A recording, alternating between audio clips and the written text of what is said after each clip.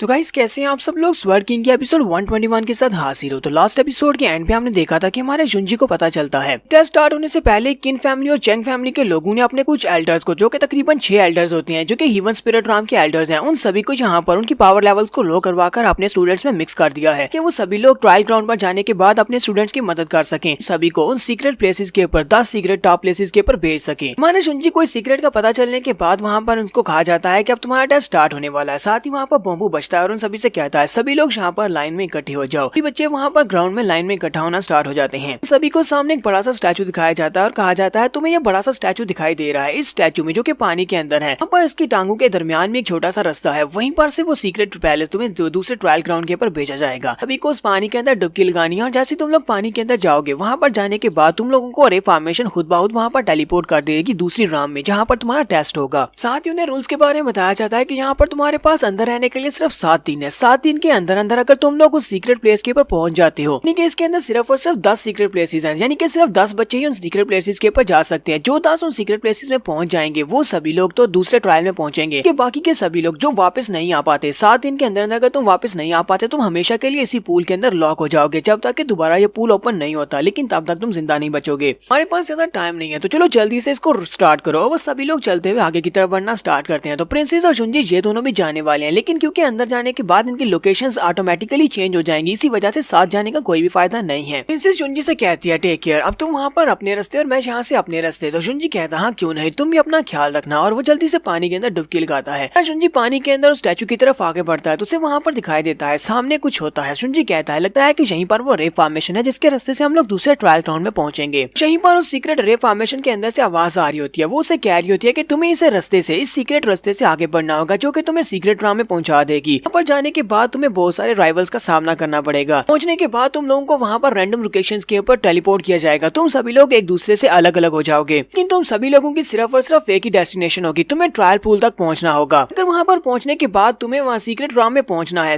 Top 10 की ranking में आना है, तो तुम्हें वहाँ पर स्वर्ड टावर को ढूंढना होगा, जो कि तुम्हें गाइड करेगा। साथ ही रे फॉर्मेशन वाला पर्सन उनसे कहता है तो अब मैं यहाँ पर तुम्हें बेस्ट ऑफ लक कहता हूँ, कि उम्मीद करता हूँ कि वहाँ पर जाने के बाद तुम्हें वो टॉप 10 रैंकिंग वाली सीक्रेट प्लेस मिल जाए। इसके साथ ही हमारा जुंजी दूसरी जगह के ऊपर टेलीपोर्ट हो जाता है। वो एक दूसरे एरिया में होता है जो कि जंगल टाइप का एरिया होता है। जुंजी कहता है ये क्या, ये तो एक अलग सी लोकेशन है। जुंजी कहता है जबकि हम लोग यहाँ पर रैंडम पोजीशंस के ऊपर टेलीपोर्ट हुए हैं तो इसका मतलब यह है कि कुछ लोग मेरे करीब भी हो सकते हैं और कुछ लोग मुझसे काफी ज्यादा दूर भी हो सकते हैं। उनमें से अगर कुछ लोग मेरे करीब है वो मेरे दुश्मन हुए तो फिर मुश्किल हो सकती है। जल्दी से जल्दी यहाँ पर ग्रेट स्वर्ड टावर को ढूंढना होगा, मैं जल्दी से जल्दी अपनी पोजीशन को डिटरमिन कर सकूं और मुझे पता हो कि मुझे कहाँ पर पहुंचना है। तो वो जल्दी से जंप करते हुए एक पेड़ के ऊपर चढ़ जाता है। वो पेड़ के ऊपर चढ़ता है तो उसे सामने जंगल के बीचों बीच एक बड़ी सी स्वर्ड दिखाई देती है, वही स्वर्ड टावर होता है। जुंजी कहता है चलो यहाँ पर मुझे ग्रेट स्वर्ड टावर तो मिल गया है, यहाँ पर ये देखते हैं कि बाकी के सभी लोग यहाँ पर क्या कुछ कर रहे हैं। तो वो अपने पास स्पेशल डिवाइस टैबलेट को निकालता है जिसके ऊपर उसे बाकी सभी की लोकेशन दिखाई देगी। वो बाकी सभी की लोकेशन को देखता है और कहता है चलो देखते हैं कि चैंग और किन फैमिली के लोग क्या कर रहे हैं। जुंजी कहता है ये सभी लोग तो इकट्ठे मिलकर आगे की तरफ बढ़ रहे हैं, क्योंकि उसके ऊपर उसे निशान दिखाई दे रहे होते हैं। ये सारे के सारे निशान चैंग और किन फैमिली के लोगों के हैं। जुंजी कहता है चैंग और किन फैमिली के लोग तो यहाँ पर मूव करना स्टार्ट भी कर दिया, इन्हें बाकी सभी लोगों के बारे में पता होगा कि इनके अपने लोग कहाँ पर हैं और ये अपने लोगों को ढूंढ ढूंढ कर मिल जाएंगे, यानी कि एक दूसरे के साथ मिलकर काम करेंगे, जबकि बाकी के सभी बच्चों के लिए बहुत ज्यादा मुश्किल हो जाएगा। तो ये सभी लोग एक दूसरे के साथ मिल जाते हैं और एक जगह पर इकट्ठे हो जाते हैं तो मेरे लिए भी इन सभी से डील करना मुश्किल हो जाएगा। तो मुझे लगता है कि सबसे पहले मुझे यहाँ पर कुछ ऐसा करना होगा,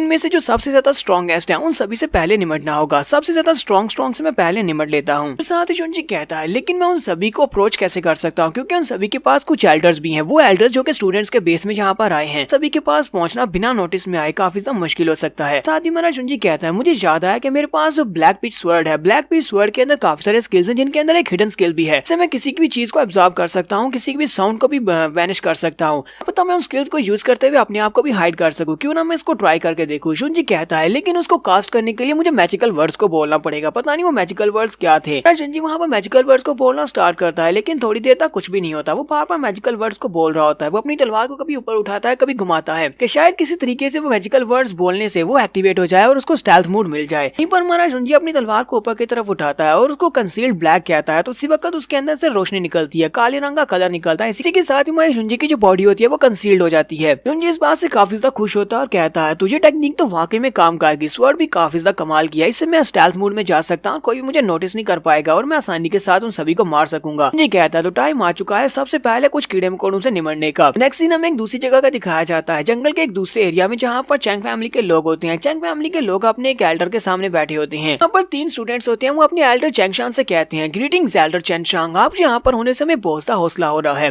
तो एल्डर चैंगशान उनसे कहते हैं, तो तुम लोग तो बहुत ज्यादा लकी हो जो तुम लोग यहाँ पर मुझसे मिल गए, वो भी शुरुआत नहीं। कहीं ऐसा ना होता कि मेरे मिलने से पहले यहाँ पर कोई बड़ा सा मॉन्स्टर निकलकर तुम्हें खा जाता। अब तो तुम्हारे लिए बहुत आसान हो जाएगा, आगे का रास्ता तुम्हारा बहुत ज्यादा आसान है। ये एल्डर की तारीफें करना शुरू कर देते हैं, जबकि एल्डर वहाँ पर बड़ी एटीट्यूड के साथ खुश होकर खड़ा होता है कि अब ये सारे मेरे पर डिपेंड करेंगे और मैं इन सभी की रक्षा करने वाला हूँ। उसे कहते हैं, एल्डर हमें पता है कि आप एक बहुत ही महान एल्डर हैं। आप हिमालय स्पिरिट राम के एल्डर्स में से तीसरे नंबर के एक एल्डर हैं जो कि बहुत ज्यादा पावरफुल है। आपके यहाँ पर होते हुए हमें किसी भी चीज से डरने की क्या जरूरत है। तो मतलब यह है कि आज तो हम लोग बहुत ज्यादा लकी हैं। उनमें से कहता है, सर हमने अभी अभी यहाँ पर अपने डिवाइस के ऊपर चेक किया है कि एक बच्चा यहाँ पर जल्दी आने वाला है जो कि हमारी किन फैमिली से हो सकता है या फिर चैन फैमिली से हो सकता है। तो जो जब वो यहाँ पर पहुंचेगा तो उसको भी साथ मिला लेंगे, जितने ज्यादा होंगे उतना ज्यादा बेहतर है। तक वो यहाँ पर पहुंचता है, हम लोग थोड़ी देर के लिए यहाँ पर बैठकर आराम कर लेते हैं और वो सभी लोग वहीं पर बैठ जाते हैं। अपने एल्डर से कहते हैं, एल्डर क्यों ना हम लोग यहीं पर बैठकर इंतजार करें जब तक कि यहाँ पर दौर क्यों ना आ जाए। तो हम लोग यहाँ पर 5 लोगों का ग्रुप बना लेंगे, तो 5 लोग बड़ी आसानी से आगे बढ़ पाएंगे और सारी मुश्किलों का सामना कर पाएंगे। ये सभी लोग काफी ज्यादा लालची भी होते हैं। इनमें से एक कहता है, आज यहाँ पर जो भी टेस्ट देने के लिए आए हुए हैं वो सभी के सभी आसपास की डायनेस्टीज के एक्सपर्ट्स और टैलेंटेड बच्चे हैं। वो सभी लोग अपने साथ कुछ ना कुछ स्पेशल इक्विपमेंट्स तो लेकर आए होंगे ताकि यहाँ पर इस जगह के ऊपर सर्वाइव कर सकें। तो एक बार अगर हमारे हत्थे में कोई भी चढ़ गया तो हम उसे मार डालेंगे और उसे मारने के बाद उसके पास उसका सारा सामान लूट लेंगे, जिससे हमें काफी ज्यादा फायदा हो सकता है। मुझे लगता है कि हमें यहाँ पर यही करना चाहिए। अगर हमें टॉप 10 की पोजीशन नहीं भी मिलती, यहाँ पर सीक्रेट राम नहीं मिलती, तो हम लोग यहाँ पर इन सभी को लूट कर भी माला माल हो सकते हैं। क्योंकि उनमें से एक धर की लाट टपकाते हुए कहता है, ये बात तो वाकई में सच है कि मुझे भी वो ट्रेजर्स चाहिए। उन सभी को मारकर मैं भी ट्रेजर्स लेना चाहता हूँ, लेकिन मैं तो यहाँ पर कुछ और भी चाहता हूँ। मुझे प्रिंसेस जिया किंगचंग चाहिए। मुझे पता है कि प्रिंसेस भी यहाँ पर आई है। उनसे कहता है, कैसा रहेगा अगर इस जंगल में जिया किंगचंग अकेली हमारे हाथे चढ़ जाती है। हम 5 लोग हैं और वो हमारे हाथ आ जाती है, तो उसके बाद जरा सोचो हम लोग उसके साथ क्या करेंगे। साथ वाले के मुंह में पानी आ जाता है। वो दोनों लाट टपकाते हुए कहते हैं, हाँ मैं भी यहाँ पर इसी बारे में सोच रहा हूँ। अगर वो लड़की हमारे हाथे चढ़ जाती है तो यहाँ पर हम सभी लोग बारी बारी करेंगे, इससे तो हमें बहुत ज्यादा मजा आने वाला है। उनका जो एल्डर चैंगशान उनसे कहता है, तुम लोग बहुत ही बुरे हो। तुम लोग यहाँ पर कह रहे हो कि तुम लोग लोगों को मारकर उनके पास से लूटना चाहते हो। चैंग फैमिली और किन फैमिली के लोग बहुत ही प्राइडफुल है। हम लोग लोगों को मारकर उनके पास से कुछ भी नहीं लूटने वाले। साथ ही वो उनसे कहता है, और रही बात यहाँ पर जिया किंगचंग की, जिया किंगचंग यहाँ पर आ जाती है तो सबसे पहले तो मैं मजे करूंगा और उसके बाद तुम सभी लोग भी एंजॉय कर सकते हो। बाकी के सारे स्टूडेंट्स भी एल्डर की बात सुनने के बाद हंसना शुरू कर देते हैं और कहते हैं, हाँ क्यों नहीं एल्डर, क्यों नहीं, आप तो हमसे बड़े हैं, तो सबसे पहले आपकी बारी आएगी। आप ज्यादा मजे करना, उसके बाद हमारी बारी आएगी। हमारा शुंजी भी यहीं पर उनकी बातें सुन रहा होता है। शुंजी उनकी बातें सुनने के बाद स्टेल्थ मोड में उनसे बात करता है और कहता है, अभी तो यहाँ पर शुरुआत हुई है और तुम लोगों ने अभी से यहाँ पर गंदी बातें सोचना भी शुरू कर दी है। सभी लोग तो लगता है यहाँ पर मरने के लिए आए हो, तुम्हारा कुछ भी नहीं हो सकता। चैंग और किन फैमिली के लोग बहुत ज्यादा बुरे हैं। जल्दी से उठकर खड़े हो जाते हैं और कहते हैं, कौन है यहाँ पर, जल्दी से बाहर निकलो। तो हमारा शुंजी झाड़ियों के अंदर से बाहर निकलता है। वो उसे देखते ही चिल्लाते हैं, ऐसा कैसे हो सकता है, ये तो शुंजी है। यानी कि उन्हें शुंजी का नाम तो नहीं पता होता, वो लूजुन इसे समझते हैं। वो कहते हैं, ये तो लूजुन है, तो वही बंदा है जिसे जेसन चैंग मारना चाहता है। जेसन चैंग ने हमसे कहा था कि इस लड़के को ढूंढ देखते ही मार डालना। तो हमारा शुंजी अपनी तलवार सामने करता है और कहता है, तो मेरा नाम जिया लूजुन है जो कि यहाँ पर तुमसे एडवाइस लेने के लिए आया। तो चलो जल्दी से आओ, मुझे दिखाओ कि तुम लोग क्या कर सकते हो। यहीं पर उन सभी स्टूडेंट्स को एक बात याद आती है। जेसन ने यहाँ पर इंटर होने से पहले उन सभी लोगों से कहा था कि इस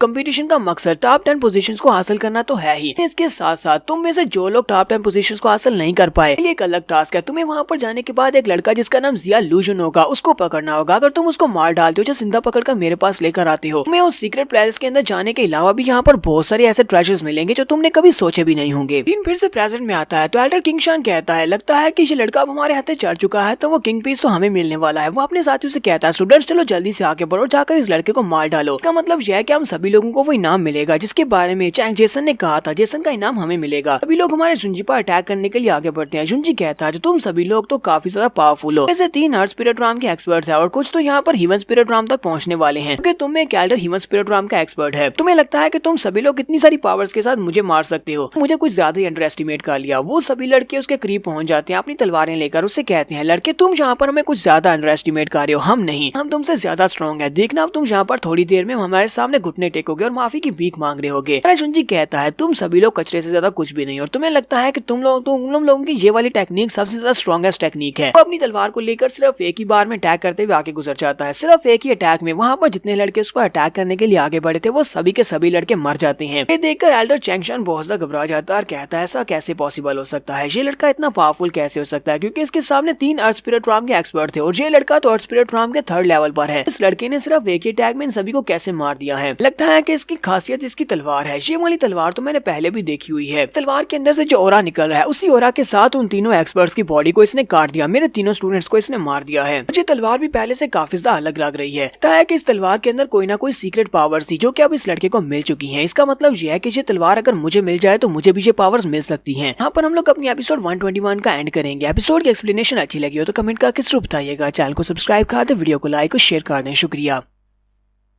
गाइस कैसे हैं आप सब लोग? स्वर्ड किंग के एपिसोड 122 के साथ हाजिर हूँ। लास्ट एपिसोड के एंड पे हमने देखा था कि हमारे जुंजी का सामना चैंग फैमिली के कुछ स्टूडेंट्स के साथ होता है। तो वो स्टूडेंट्स जिनमें 3 अर्थ स्पिरिट राम के एक्सपर्ट्स होते हैं वो जुंजी पर अटैक करने के लिए आगे बढ़ते हैं। जी अपनी तलवार को सिर्फ एक ही बार में घुमाते हुए उन तीनों को मार देता है, जबकि बाकी एक एल्डर बचता है जिसका नाम एल्डर चैंगशान होता है। चैंगशान उसके हाथ में वो ब्लैक पीच स्वर्ड को देखने के बाद काफी हैरान होता है और कहता है हमारे एल्डर्स भी इस तलवार को नहीं जांच पाए, इसके सीक्रेट को नहीं देख पाए, लेकिन इस लड़के ने इस तलवार को एक्टिवेट कर लिया और इसके अंदर से जो ओरा निकल रहा है वो इतना पावरफुल है कि वो सिर्फ एक ही अटैक में 3 अर्थ स्पिरिट राम के स्टूडेंट्स को मार सकता है। अगर ये तलवार मेरे हाथे लग जाती है तो इसका मतलब यह है कि मैं बहुत ज्यादा स्ट्रॉन्ग हो सकता हूँ। मुझे यहाँ पर इस लड़के को बस मारना होगा और उसके बाद इसकी ये तलवार मेरी हो जाएगी। तो इस लड़के को मारने से मुझे वो रिवार्ड मिलेगा जो जेसन ने देने का वादा किया है, और ऊपर से इस लड़के को मारने से इसके पास जो भी ट्रेजर्स होंगे वो सारे के सारे मुझे मिल जाएंगे। एल्डर चैंगशान हमारे जुंजी से कहते हैं जितना मुझे इस बारे में पता है ये ब्लैक पीच स्वर्ड तो बहुत ही बेकार तलवार थी, सिर्फ और सिर्फ भारी होने के अलावा इसके अंदर कोई भी खासियत नहीं थी। यहाँ तक कि हमारे एल्डर्स भी इसके नहीं देख पाए कि इसके अंदर क्या सीक्रेट पावर्स हैं। ये बताओ कि तुम इसको कैसे कंट्रोल कर पा रहे हो और तुम्हें कैसे पता कि इसके अंदर कौन सी सीक्रेट पावर्स है। हमारा जुंजी से कहता है तुम इस बारे में क्यों जानना चाहते हो? मुझे लगता है कि तुम यहाँ पर मुझे मारना चाहते हो और मेरे मरने के बाद तुम इस तलवार को कंट्रोल करना चाहते हो। जो हमारा जुंजी से कहता है तुम्हें क्या लगता है कि मैं कोई बेवकूफ हूँ? तुम इतने ज्यादा क्वालिफाइड नहीं हो, ना ही तुम्हारे पास इतनी एबिलिटीज हैं। चैंगशान उसकी बात सुनने के बाद पहले गुस्सा होता है, फिर साथ हंसना शुरू कर देता है और कहता अब जबकि तुम्हें इस बार में खुद ही पता चल चुका है कि मेरा मकसद क्या है तो फिर जल्दी से रेडी हो जाओ मरने के लिए। तुम्हें पता है कि मैं कौन हूँ? मैं कोई स्टूडेंट नहीं हूँ बल्कि मैं एक एल्डर हूँ। अगर तुम्हें मेरे बारे में पता चल चुका है कि मैं एक एल्डर हूँ जहाँ पर इस टेस्ट में आ चुका हूँ तो तुम्हारे साथ साथ ये सारे के सारे सीक्रेट यहीं पर दफन होने वाले हैं, क्योंकि मैं यहाँ पर तुम्हें मारने वाला हूँ। तलवार को घुमाता है तो वहाँ पर काफी सारा धुआं धुआं हो जाता है। तो हमारा जुंजी भी इस बात से काफी हैरान हो रहा होता है कि अब यहाँ पर क्या हो रहा है। इसके आसपास काफी सारे सर्कल में काफी धुआं होता है, जबकि साइड के ऊपर से उसके ऊपर अटैक होता है। वो यहाँ पर किसी न किसी किस्म की कवर टेक्निक को यूज कर रहा है। उसके आसपास बहुत सारा धुआं होता है, जबकि उसी धुएं के अंदर से उसके ऊपर बार बार अटैक होता है। तो हमारा जुंजी उसके पहले अटैक को अवॉइड करता है, फिर साथ ही पीछे वाली साइड से उसके ऊपर अटैक होता है। जुंजी अपनी तलवार को घुमाते हुए पीछे वाले अटैक को अवॉइड करता है। वहीं पर एल्डर हंसना शुरू कर देता है और उसे कहता है मैंने अभी जिस मूव को यूज किया है इसका नाम गॉस स्लैश है और कोई भी मेरे गॉस स्लैश मूव को जिस तरह डिस्ट्रॉय नहीं कर सकता। बस इंतजार करो, ये वाला स्पेशल स्किल लोगों को टॉर्चर करने के लिए बनाया गया है। मैं यहाँ पर तुम्हें तब तक टॉर्चर करूंगा जब तक कि तुम खुद मौत की भीख नहीं मांगते। इसी के साथ ही हमारे जुंजी के आसपास सर्कल के अंदर से और भी बहुत सारी तलवारें निकलना स्टार्ट होती है। तो हमारा जुंजी आके हंसना शुरू कर देता है और कहता है तुम्हें लगता है कि तुम्हारी ये वाली टेक्निक बहुत ज्यादा सरप्राइजिंग है, तुम्हें लगता है कि तुम्हारी ये टेक्निक बहुत ज्यादा स्पेशल है। मुझे लगता है कि तुम सिर्फ और सिर्फ एक डरपोक हो जो कि स्पेशल टेक्निक के पीछे बस छुपने की कोशिश कर रहे हो। तुम्हें नहीं लगता कि तुम यहाँ पर डायरेक्टली मुझसे फायर करके जीत सकते हो। तुम मेरे साथ फाइट करने के लिए बिल्कुल भी क्वालिफाइड नहीं हो। तो जुंजी अपनी तलवार को उठाता है, ग्राउंड के ऊपर पटकता है, जिससे उसके अंदर से ब्लैक ओरा निकलता है और उसके आसपास जितना भी वो डस्ट या जो भी पावरफुल एनर्जी होती है वो सारी उसके अंदर एब्जॉर्ब होना स्टार्ट हो जाती है। देखकर तो एल्डर चैंगशान भी हैरान होता है और कहता है ये क्या, इसकी तलवार ये सारी एनर्जी को अपने अंदर एब्जॉर्ब कैसे कर रही है? अचानक से इसने इसको एब्जॉर्प्शन कैसे स्टार्ट करवा दी? ऐसा तो नहीं है कि ये भी इस तलवार की पावर है। तो इस तलवार की पावर ये है कि ये दूसरों की एनर्जी या फिर उनकी टेक्निक्स को भी एब्जॉर्ब कर सकती है। जी अपनी तलवार को ऊपर उठाता है तो आसपास की जितनी एनर्जी और ऑरा होता है उस सभी को एब्जॉर्ब करना स्टार्ट कर देता है। चैंगशान कहता है जो तो बहुत ही बुरा है, जल्दी से जल्दी यहाँ से भागना होगा। जैसे वो पीछे की तरफ भागना स्टार्ट करता है तो जुंजी सेक्शन को और भी ज्यादा पावरफुल बना देता है, जिसकी वजह से वो एल्डर चैंगशान भी उड़ता हुआ सीधा उस तलवार के अंदर एब्जॉर्ब हो जाता है। यहाँ पर हमारे जुंजी ने 3 स्टूडेंट्स और एक एल्डर इन लोगों को मार दिया है। यहीं पर हमें बाहर का सीन भी दिखाया जाता है जहाँ पर किन फैमिली के एल्डर और साथ में हमारी चैंग फैमिली के मास्टर खड़े होते हैं। वो दोनों बाहर खड़े होते हैं। फैमिली के एल्डर कहते हैं तुम्हें क्या लगता है कि वो सभी बच्चे एक दूसरे से मिल लिए होंगे? चैंग फैमिली के एल्डर से कहते हैं हाँ मुझे लगता है कि वो एक दूसरे से मिल लिए होंगे। मैंने अपनी फैमिली के 6 पावरफुल एल्डर्स को वहाँ पर भेजा है जो कि ह्यूमन स्पिरिट राम के एक्सपर्ट्स हैं। उन सभी की पावर लेवल्स को लो करवाकर मैंने वहाँ पर उनकी मदद करने के लिए भेज दिया है ताकि उन्हें वहाँ पर ट्रायल में कोई भी मुश्किल ना हो। तो एल्डर कीनू से कहते हैं तुम्हें पता है ना कि ट्रायल के स्टार्ट होने से पहले मेरे बेटे किंग कॉन्ग को बहुत ही बेदर्दी से मार दिया गया। मैंने इस कंपटीशन के लिए बहुत कुछ खोया है, मेरा बहुत ज्यादा नुकसान हुआ है। मास्टर चैंग उसे कहते हैं तुम मेरे पर भरोसा रखो, तुमने जितना खोया है मैं उससे ज्यादा तुम्हें यहाँ पर देने वाला हूँ। 5-10 प्लेसेस में सिर्फ और सिर्फ हमारी चैंग और किन फैमिली के लोग ही सीक्रेट प्लेसेस पर जा पाएंगे और वहाँ से ट्रेजर्स को लेकर आएंगे।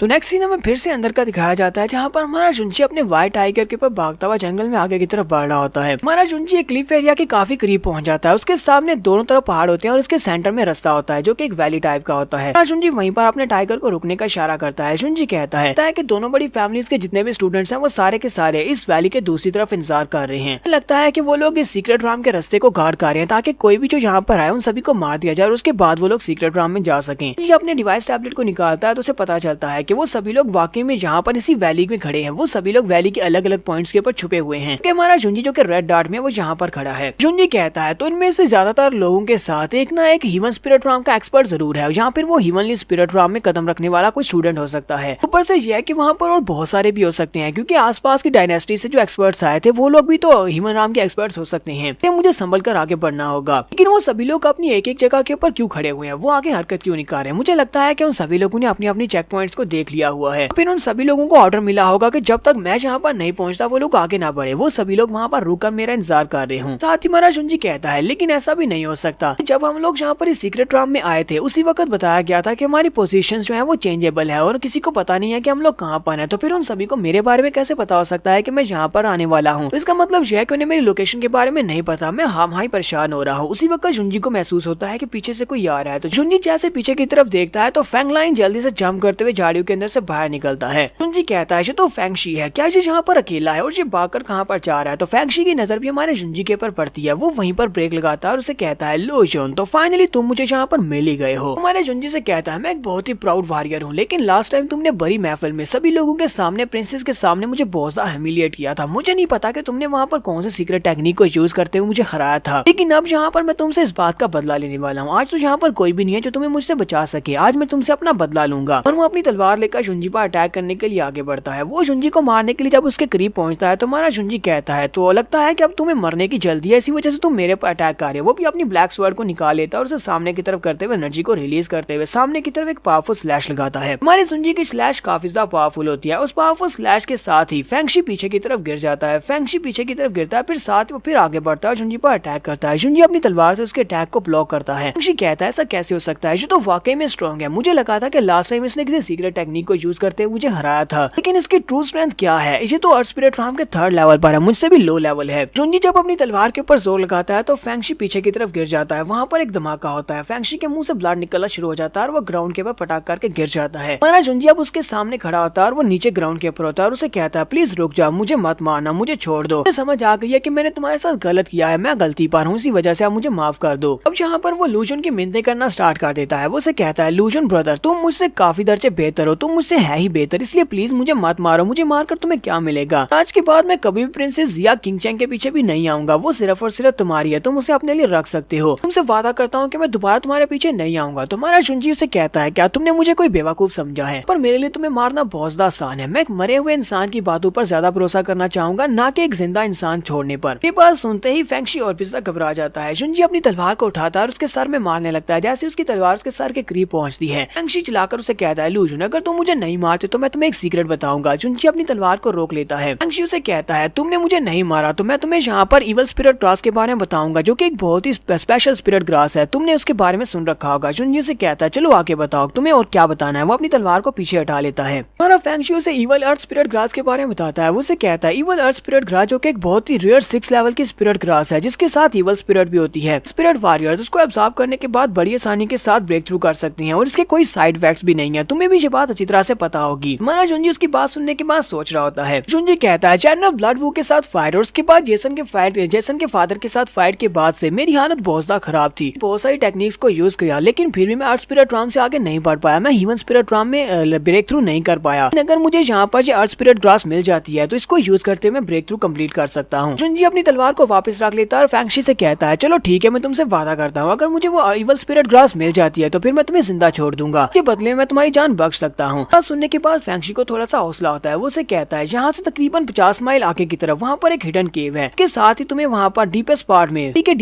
में तुम्हें वो अर्थ स्पिरिट ग्रास मिल जाएगी। लेकिन इसको हासिल करना इतना भी आसान नहीं है। अगर इतना आसान होता तो मैं भी उसको हासिल कर सकता था, क्योंकि वहाँ पर एक बहुत ही पावरफुल स्पिरिट बीस्ट है जो कि गार्ड कर रहा है। उस स्पिरिट ग्रास को वहाँ पर वो गार्ड कर रहा है, वो उसका रखवाला है। तो मतलब यह है कि तुम वहाँ पर आसानी से जा नहीं सकते। जुंजी कहता है तो मुझे ये बताओ कि वहाँ पर वो स्पिरिट बीस्ट है वो कौन सी टाइप का स्पिरिट बीस्ट है, क्या तुम्हें उसके बारे में पता है? तो फैंगशी से कहता है वो तकरीबन 100 मीटर लंबा एक पाइथन है जिसकी कल्टीवेशन बेस मेरे ख्याल में तो हिमनली स्पिरिट राम होगी या फिर हाफ स्टेप हिमनली स्पिरिट राम है। इस वजह से तो मैं वहाँ से भागकर सीधा इसी तरफ आ रहा था क्योंकि मैं वहाँ पर गया था इवल स्पिरिट ग्रास को लेने के लिए। मैंने इवल स्पिरिट ग्रास को देख लिया था लेकिन वहाँ पर वो जो बड़ा सा पाइथन है उसने मेरे पर अटैक किया, की वजह से मैं भागकर जहाँ पर जा रहा था। तो जुंजी उसकी बात सुनने के बाद कहता है तुम तो झूठ बोल रहे हो। फेंगशी कहता है नहीं, मैं झूठ नहीं बोल रहा, मैं सच बोल रहा हूँ। तुम्हारी इस बात का क्या मतलब है कि मैंने झूठ बोला? बताओ तो सही मैंने कौन सा झूठ बोला है। जुंजी उसे कहता है फेंगशी मुझे तुम्हारे बारे में इतना तो पता है, तुम एक बहुत ही रूड, डोमिनेटिंग और बहुत ही पावरफुल वॉरियर हो। तुम किसी के सामने झुकने वाले तो बिल्कुल भी नहीं हो। तुम्हारे माइंड के अंदर जो कॉन्स्पिरेसीज और ट्रिक्स और प्लान्स चल रहे हैं वो बहुत ज्यादा क्रूल है। मुझे तो लगा था कि तुम एक सादे से इंसान हो। फेंगशी उसे कहता है मैं सच कह रहा हूँ, मैंने तुम्हें धोखा देने की कोशिश नहीं की। मैंने जो कुछ भी कहा बिल्कुल सच कहा है। मैं अपनी तुम्हारी कसम खाकर कहता हूँ कि मैंने सच कहा है। हमारे जुंजी को उसकी बात के ऊपर बिल्कुल भी भरोसा नहीं हो रहा था। ये हम लोग नेक्स्ट एपिसोड में देखेंगे हमारा जुंजी उसे ऐसे क्यों कह रहा है कि उसे लगता है कि वो झूठ बोल रहा है। एपिसोड की एक्सप्लेनेशन अच्छी लगी हो तो कमेंट करके जरूर बताइएगा। चैनल को सब्सक्राइब कर दें, वीडियो को लाइक और शेयर कर दें। शुक्रिया।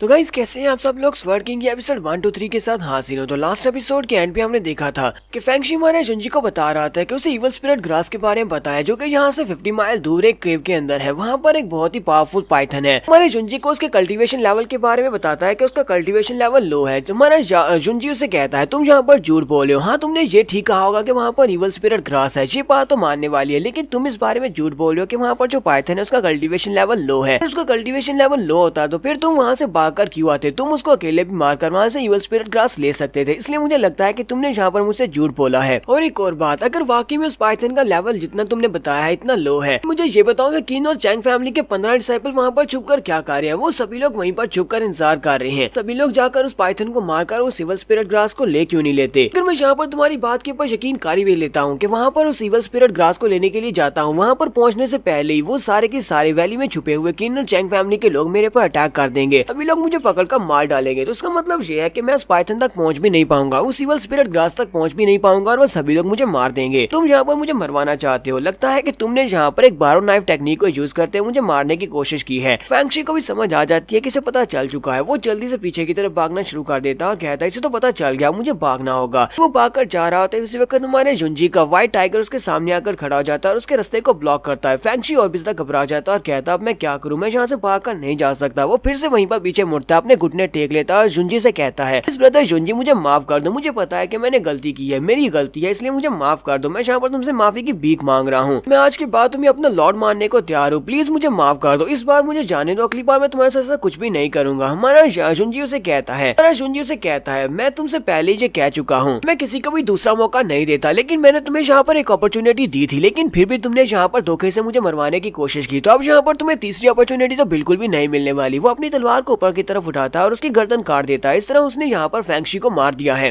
जाओ कहता है तो फेंगशी तुम यहाँ पर अपनी बेवकूफी की वजह से मारे गए हो। अगर तुम मुझे यहाँ पर सच बताते तो शायद मैं तुम्हें छोड़ ही देता। और जुंजी वहाँ से आगे की तरफ बढ़ना स्टार्ट करता है। तो जुंजी उस क्लिफ की तरफ आगे बढ़ रहा होता है। जुंजी कहता है तो लगता है कि यही वो एरिया है। मेरे सामने के सारे एरिया को किन और चैंग फैमिली के लोग ही कंट्रोल कर रहे हैं। फेंगशी ने मुझे जिस एरिया के बारे में बताया था ये वही एरिया है और मुझे लगता है कि यहीं पर आगे जाकर मुझे इवल स्पिरिट ग्रास भी मिलेगी और वो पाइथन भी यहीं कहीं पर होगा। फिर मैंने सभी को यहाँ पर बहुत ही केयरफुलनेस के साथ इसको हैंडल किया तो मुझे लगता है कि ये सब कुछ बड़ी आसानी से हो जाएगा। चलो बड़ी स्पीड से भागता हुआ आगे की तरफ बढ़ता है और कहता है तो चलो ठीक है, अब जल्दी से इन सभी लोगों से मिलते हैं, देखते हैं कि यहाँ पर क्या हो रहा है। जैसे वो भागता हुआ क्लिफ के अंदर जाता है तो वहाँ पर बहुत सारे लोग मरे पड़े होते हैं। वहाँ पर जो आसपास की डायनेस्टीज के लोग होते हैं वो उनकी लाशें पड़ी होती हैं। जाओ कहता है जी यहाँ पर हो क्या रहा है? लगता है कि ये सारे के सारे दूसरे लोग हैं, ये सारे वही लोग हैं जो कि दूसरी डायनेस्टीज यहाँ पर टेस्ट देने के लिए आए थे, लेकिन ये सभी लोग यहाँ पर मरे हुए क्यों हैं? तो उसे महसूस होता है कि कोई यहाँ पर आ रहा है। वो जल्दी से जंप करते हुए पीछे छुप जाता है। तो साइड के ऊपर से चैंग फैमिली के बच्चों की आवाज आती है जो कि आपस में बातें कर रही होती हैं और कहते हैं पर तो मजा आ गया, हमें यहाँ पर कुछ और काफी कुछ मिला है, तो इन सभी को लूट कर मजा आ रहा है। क्या कहता है ये तो किन और चैंग फैमिली के डिसाइपल्स हैं। लगता है ये सभी लोग यहाँ पर इस ट्रायल के नाम पर इन सभी लोगों को मार रहे हैं। आसपास की डायनेस्टी से जितने भी टैलेंटेड लोग यहाँ पर आ रहे हैं उनके पास काफी सारे ट्रेजर्स हैं, तो इनका काम यहाँ पर उन सभी को मारकर उनके पास से ट्रेजर्स को लूटना है। जुंजी कहता है तो मुझे यहाँ पर पहले सेंस करना होगा क्या है यहाँ पर चैन और किंग फैमिली के कितने ज्यादा लोग हैं और आसपास कितने ज्यादा लोग हैं, ये लोग यहाँ पर किस तरह प्लान बनाकर काम कर रहे हैं। तो वो वो वहीं पर बैठकर ग्राउंड के ऊपर अपनी स्पिरिचुअल एनर्जी को रिलीज करता है और आसपास महसूस करने की कोशिश करता है। जुनजी कहता है तो पहले देखते हैं कि इनकी लेआउट क्या है। तो उसे लेआउट महसूस होती है। तो जुनजी को पता चलता है कि जहाँ पर वो बैठा हुआ है उसके साइड के ऊपर 5-6 लोग हैं जो कि किन और चैंग फैमिली के लोग हैं। साइड के ऊपर फ्रंट के ऊपर 2 लोग हैं। यही 2 लोग बाकी के सभी लोग को लेआउट करते हुए जहाँ पर लेकर आते हैं, दूसरी डायनेस्टीज के हीरोज को यहाँ पर लेकर आते हैं। अब जो लोग जहाँ पर पहुंच आते हैं तो बाकी के सभी लोग भी उनके ऊपर दावा बोल देते हैं और उन सभी को मारकर उनके पास उनकी कीमती चीजें छीन लेते हैं। तो जुनजी कहता है लेकिन मैं नहीं चाहता कि इन सभी लोगों को वो स्पिरिट ग्रास मिले। इवल स्पिरिट ग्रास तो सिर्फ और सिर्फ मेरी होगी, मैं इनको स्पिरिट ग्रास लेने नहीं दे सकता। जुनजी वहीं पर बैठे बैठे अपनी डार्क एनर्जी को रिलीज करता है। उसकी डार्क एनर्जी काफी ज्यादा पावरफुल होती है। ऐसी डार्क एनर्जी के साथ ही हमारा जुनजी वहां से गायब हो जाता है। वहां से गायब होने के बाद वो ग्राउंड के नीचे चला जाता है। ग्राउंड के नीचे वो स्पिरिट ग्रास के साथ साथ वो बड़ा सा पाइथन होता है जो कि सो रहा होता है। जब हमारा जुनजी वहां पर ग्राउंड के नीचे जाता है तो वहां पर किन फैमिली के 2 लड़कों को दिखाते हैं। किन फैमिली के दोनों लड़के वहां पर बैठकर एक बड़ी सी फॉर्मेशन बना रहे होते हैं। जुनजी कहता है ये तो एक बड़ा सा बैंगशन पाइथन है, लेकिन ये लोग कर क्या रहे हैं? ये इस बड़े से बैंगशन पाइथन के सामने एक बड़ी सी फॉर्मेशन क्यों बना रहे हैं? लगता है ये लोग इसको ट्रैप करने की कोशिश कर रहे हैं या फिर इसे मारने की कोशिश करेंगे। फैमिली के वो 2 लड़के जो कि फॉर्मेशन बना रहे होते हैं उनमें से एक कहता है क्या तुम्हें पता है कि बैंगशन पाइथन जब ये अडल्ट हो जाते हैं ये अपनी कल्टीवेशन को इंक्रीज करते हैं, जब ये ब्रेक थ्रू करते हैं तो इनके सर के ऊपर जो सींग लगा हुआ है ये तकरीबन 1 फुट बड़ा हो जाता है और इसके संग से सर के ऊपर सींग को देखकर तो लगता है ये काफी ज्यादा पावरफुल है। लगता है कि ये ह्यूमन स्पिरिट ड्राम का एक बड़ा सा बीस्ट है। मुझे नहीं लगता कि हम दोनों या फिर हम 15 के 15 मिलकर इसको हरा पाएंगे। हमारे साथ जो एल्डर्स हैं वो भी मुश्किल से इसके सामना कर पाएंगे। दोस्त उसे कहता है चुप रहो, जहाँ पर हम लोग जिस काम के लिए आए हम लोग सिर्फ वही काम करेंगे। हमें यहाँ पर सिर्फ फॉर्मेशन बिछाने का काम दिया गया था और हम लोग सिर्फ यही करने वाले हैं। पता है कि हम लोग यहाँ पर कौन सी फॉर्मेशन बना रहे हैं? इसको 15 स्ट्रीम लाइट सेबर अरे फॉर्मेशन कहा जाता है। एक बार हमने इस अरे फॉर्मेशन को एक्टिवेट कर लिया उसके बाद ये बड़ा सा बैंगशन पाइथन भी हमारे सामने कुछ भी नहीं कर पाएगा। हमें यहाँ पर इस बड़े से पाइथन से डरने की क्या जरूरत है? फिलहाल के लिए तो वो सो रहा है, जब तक वो जागता नहीं हम लोग यहाँ पर बिल्कुल सेफ है। दोस्त से कहता है क्या तुम आराम से बात नहीं कर सकते? अगर तुमने यहाँ पर ऊंची आवाज में बात की तो वो बैंगशन पाइथन जाग जाएगा। अगर वो जाग गया तो फिर हम लोग मर जाएंगे। हमारा जुनजी भी इस पाइथन की तरफ और उन दोनों की तरफ देख रहा था, उनकी बातें सुन लेता है। जुनजी कहता है तो लगता है ये लोग यहाँ पर 15 स्ट्रीम लाइफ सेवर अरे फॉर्मेशन बिछाने वाले हैं। प्लान तो काफी ज्यादा अच्छा है क्योंकि वो वाली अरे फॉर्मेशन बहुत ज्यादा पावरफुल है। अगर इन्होंने अरे फॉर्मेशन को कंप्लीट कर लिया तो इनके लिए बैंगशन पाइथन को हराना बहुत ज्यादा आसान हो जाएगा। तो मुझे यहाँ पर इनको रोकना होगा। मुझे अर्थ स्पिरिट ग्रास चाहिए तो मुझे इनके प्लान को फेल करना होगा। जुनजी उन दोनों की तरफ देखकर सोच रहा होता है प्लीज मुझे माफ करना, तुम लोग बहुत ज्यादा अनलकी हो क्योंकि तुम लोग यहीं पर मरने वाले हो। वो अपने हाथ में अपनी स्पिरिचुअल पावर को रिलीज करता है और सामने बड़े से क्लिफ के ऊपर अटैक करता है जो कि उस पाइथन के सर के ऊपर होता है। जब वो उसके ऊपर अटैक करता है स्पाइक ऊपर से नीचे की तरफ गिरता है सीधा उसके सर में। वहाँ पर एक जबरदस्त धमाका होता है। तो दोनों लड़के बेचारे बहुत ज्यादा घबरा जाते हैं और डरते हुए पीछे की तरफ देखते हैं और कहते हैं यहाँ पर क्या हुआ, कौन है यहाँ पर, किसने यहाँ पर अटैक किया है? लेकिन जब वो पीछे धुआं घटने के बाद देखते हैं तो वहाँ से बड़ा सा पाइथन निकलता है और वो जाग चुका है। पाइथन उन दोनों की तरफ देखता है। वो दोनों कहते हैं तो बहुत ही बुरा है, ये पाइथन तो जाग गया है। वो पाइथन भी अपना बड़ा सा मुंह खोलता है और उनको खाने के लिए आगे बढ़ता है, जबकि वो दोनों लड़के बड़ी स्पीड से वहाँ से भागना शुरू करते हैं। तो कहते हैं बैंगशन पाइथन तो जाग गया, हमें यहाँ से भागना होगा। और वो उसे वहाँ से अपने साथ लेकर बाहर भाग जाते हैं क्योंकि वो बाहर की तरफ भागते हैं अपने बाकी के साथियों की तरफ। तो पाइथन भी उनका पीछा करता है। तो जुनजी अब यहाँ पर अकेला होता है। जुनजी कहता है मजा आ गया, ये लोग तो यहाँ पर मेरे साथ अच्छे तरीके से कोऑपरेट कर रहे हैं। ये इस बैंगशन पाइथन को अपने साथ लेकर यहाँ से बाहर चले गए। अब मेरा काम बहुत ज्यादा आसान हो जाएगा। अब मैं आसानी से यहाँ से इवल स्पिरिट ग्रास को ले सकता हूँ। और हमारा जुनजी जल्दी से जंप करते हुए ऊपर चला जाता है जहाँ पर वो बैंगशन पाइथन बैठा हुआ था। तो जहाँ पर वो बैंगशन पाइथन बैठा हुआ था वहाँ पर काफी सारी एनर्जी होती है, इवल स्पिरिट होती है। सारी इवल स्पिरिट के साथ अर्थ स्पिरिट होती है जिसके साथ हमारा जुनजी कहता है तो लगता है कि वो स्पिरिट ग्रास मुझे यहीं पर मिलेगी। वो जंप करते हुए उस ग्रास एरिया में उतरता है तो वहीं पर उसे सामने एक बड़ा सा पौधा दिखाई देता है जो कि इवल स्पिरिट ग्रास का होता है। लेकिन इस इवल स्पिरिट ग्रास का कलर चेंज हो चुका होता है जो कि पॉइजन की वजह से होता है। जुनजी कहता है ये क्या, इस इवल स्पिरिट ग्रास का तो कलर भी चेंज हो चुका है, जो तो काफी अजीब लग रहा है। जुनजी कहता है लगता है ये ग्रास म्यूटेट हो चुकी है। ये म्यूटेटेड ग्रास जो है ये 6 लेवल की ग्रास है, लेकिन इसके मेडिसिनल इफेक्ट काफी ज्यादा अच्छे हैं। 7th लेवल के बराबर इसके मेडिसिनल इफेक्ट्स हैं। यहाँ के मटेरियल्स बहुत ही मुश्किल के साथ मिलते हैं। ताकि गॉड मेरे साथ है और मेरी हेल्प कर रहा है। वो वहाँ पर जितने भी इवल स्पिरिट ग्रास के पौधे होते हैं उन सभी के सभी को उखाड़ लेता है और अपनी रिंग के अंदर रखना स्टार्ट करता है। तो हमारा जुनजी वहाँ पर देखते देखते सारी की सारी ग्रास को ले लेता है। सारी ग्रास को लेने के बाद हमारा जुनजी कहता है इवल स्पिरिट ग्रास की खासियत ये होती है कि जो भी अर्थ स्पिरिट ड्राम का एक्सपर्ट इसको सिर्फ और सिर्फ एक ही पौधे को अपनी बॉडी में रिफाइन कर लेगा, वो सिर्फ एक पौधे के साथ ही ब्रेक थ्रू कंप्लीट कर सकता है और सीधा ह्यूमन स्पिरिट ड्राम में जा सकता है। मैं अर्थ स्पिरिट ड्राम के 3rd लेवल पर हूँ। अगर मैं इसको रिफाइन कर लेता हूँ तो मैं ह्यूमन स्पिरिट के 1st लेवल पर पहुंच सकता हूँ। जुनजी एक ग्रास को अपने हाथ में पकड़ता है और वहीं पर बैठकर उसको रिफाइन करना स्टार्ट करता है। उसको रिफाइन करने के बाद वो उसकी पिल बना लेता है और उस पिल को बनाने के बाद वो उस पिल को खा लेता है। जैसे वो उस पिल को खाता है तो उसकी बॉडी के अंदर जबरदस्त एनर्जी निकलती है, एक झटका लगता है। तो जुनजी वहाँ पर जोर जोर से चिल्लाना शुरू कर देता है और कहता है कि फोर्स तो बहुत ज्यादा डोमिनेटिंग है और ऊपर से म्यूटेटेड होने होने की वजह से इसकी पावर्स पहले से बहुत ज्यादा बढ़ चुकी हैं। ऐसे लगता है जैसे मेरी बॉडी के अंदर एक सींग वाला ड्रैगन दौड़ रहा हो और मेरी बॉडी के वेन्स को अंदर से तोड़ रहा हो। लगता है मैं ब्रेक थ्रू करने वाला हूँ। जुनजी वहाँ पर अपने आप को संभालता है, दर्द को बर्दाश्त करता है और वहाँ पर अपने आप को रिफाइन करने की कोशिश करता है। थोड़ी देर के बाद उसकी एनर्जी स्टेबलाइज हो जाती है और मैं जुनजी कहता है तो फाइनली मैंने यहाँ पर सक्सेस हासिल किया। मैं अर्थ स्पिरिट राम से निकलकर ह्यूमन स्पिरिट राम के फर्स्ट लेवल पर पहुंच चुका हूँ। नेक्स्ट सीन हमें बाहर का भी दिखाते हैं जहाँ पर बैंक्शन पाइथन उस केव से बाहर निकल चुका है और वहाँ पर वो सारे डिसाइपल्स आगे की तरफ भाग रहे होते हैं। किन और चैंग फैमिली के डिसाइपल उसके आगे आगे भाग रहे होते हैं, जबकि बड़ा सा बैंक्शन पाइथन उनके पीछे लगा होता है। सभी लोग बेचारे कहते हैं हमें इतना नहीं पता था कि ये इतना ज्यादा पावरफुल हो सकता है, हमें तो लगा था ये ह्यूमन स्पिरिट राम का एक्सपर्ट है, लेकिन ये तो बहुत ज्यादा पावरफुल लग रहा है। ऊपर से इसकी बॉडी के अंदर से बहुत सारी इवल स्पिरिट एनर्जी भी निकल रही है। तो सभी एक्सपर्ट्स वहाँ पर आसपास खड़े होते हैं, कुछ एल्डर्स भी वहाँ पर दरख्तों के ऊपर खड़े सब कुछ देख रहे होते हैं और कहते हैं कि किन फैमिली और चैंग फैमिली के लोग यहाँ पर मरने वाले हैं, क्योंकि ये सभी लोग इन लोगों ने यहाँ पर एक बहुत ही बड़े पाइथन को छेड़ दिया है। सभी को यहाँ से दूर रहना होगा क्योंकि इन लोगों ने हमारे बहुत सारे लोगों की जान ली है। हम लोग उनकी मदद करने के लिए वहाँ पर नहीं जाने वाले। ये लोग दूर खड़े ये सब कुछ देख रहे होते हैं, इंतजार कर रहे होते हैं कि हमें यहाँ पर रुककर इंतजार करना होगा। देखते हैं अगर ये लोग मिलकर उस पाइथन को मार देते हैं तो ये लोग कमजोर हो जाएंगे और हम लोग इन्हें मारकर इवल स्पिरिट ग्रास ले लेंगे, और अगर ये लोग इसको नहीं मार पाते सभी लोग यहाँ पर मर जाएंगे और हमारे रास्ते से एक बड़ी रुकावट खत्म हो जाएगी। टॉप 10 की पोजीशन में हम लोग आ सकते हैं। हमारा शुंजी भी उन सभी लोगों में वहाँ पर छुपकर देख रहा होता है। शुंजी कहता है चैंग और किन फैमिली के तो यहाँ पर बहुत सारे डिसाइपल्स हैं, इतने सारे लोग हैं, लेकिन फिर भी ये एक बैंक्शन पाइथन से फाइट नहीं कर पा रहे। मैं भी यहाँ पर छुपकर देखता हूँ कि आज ये लोग क्या कर पाते हैं। इनके पास तो कुछ एल्डर्स भी है, लगता है कि एल्डर्स यहाँ पर कुछ ना कुछ तो करेंगे अपने डिसाइपल्स की जान बचाने के लिए। तो यहाँ पर हम लोग अपनी एपिसोड 1 to 3 का एंड करेंगे और नेक्स्ट एपिसोड में देखेंगे क्या ये बैंक्शन पाइथन को मार डालेंगे या नहीं। एपिसोड की एक्सप्लेनेशन अच्छी लगी हो तो कमेंट करके जरूर बताइएगा। चैनल को सब्सक्राइब कर दे, वीडियो को लाइक और शेयर कर दे। शुक्रिया।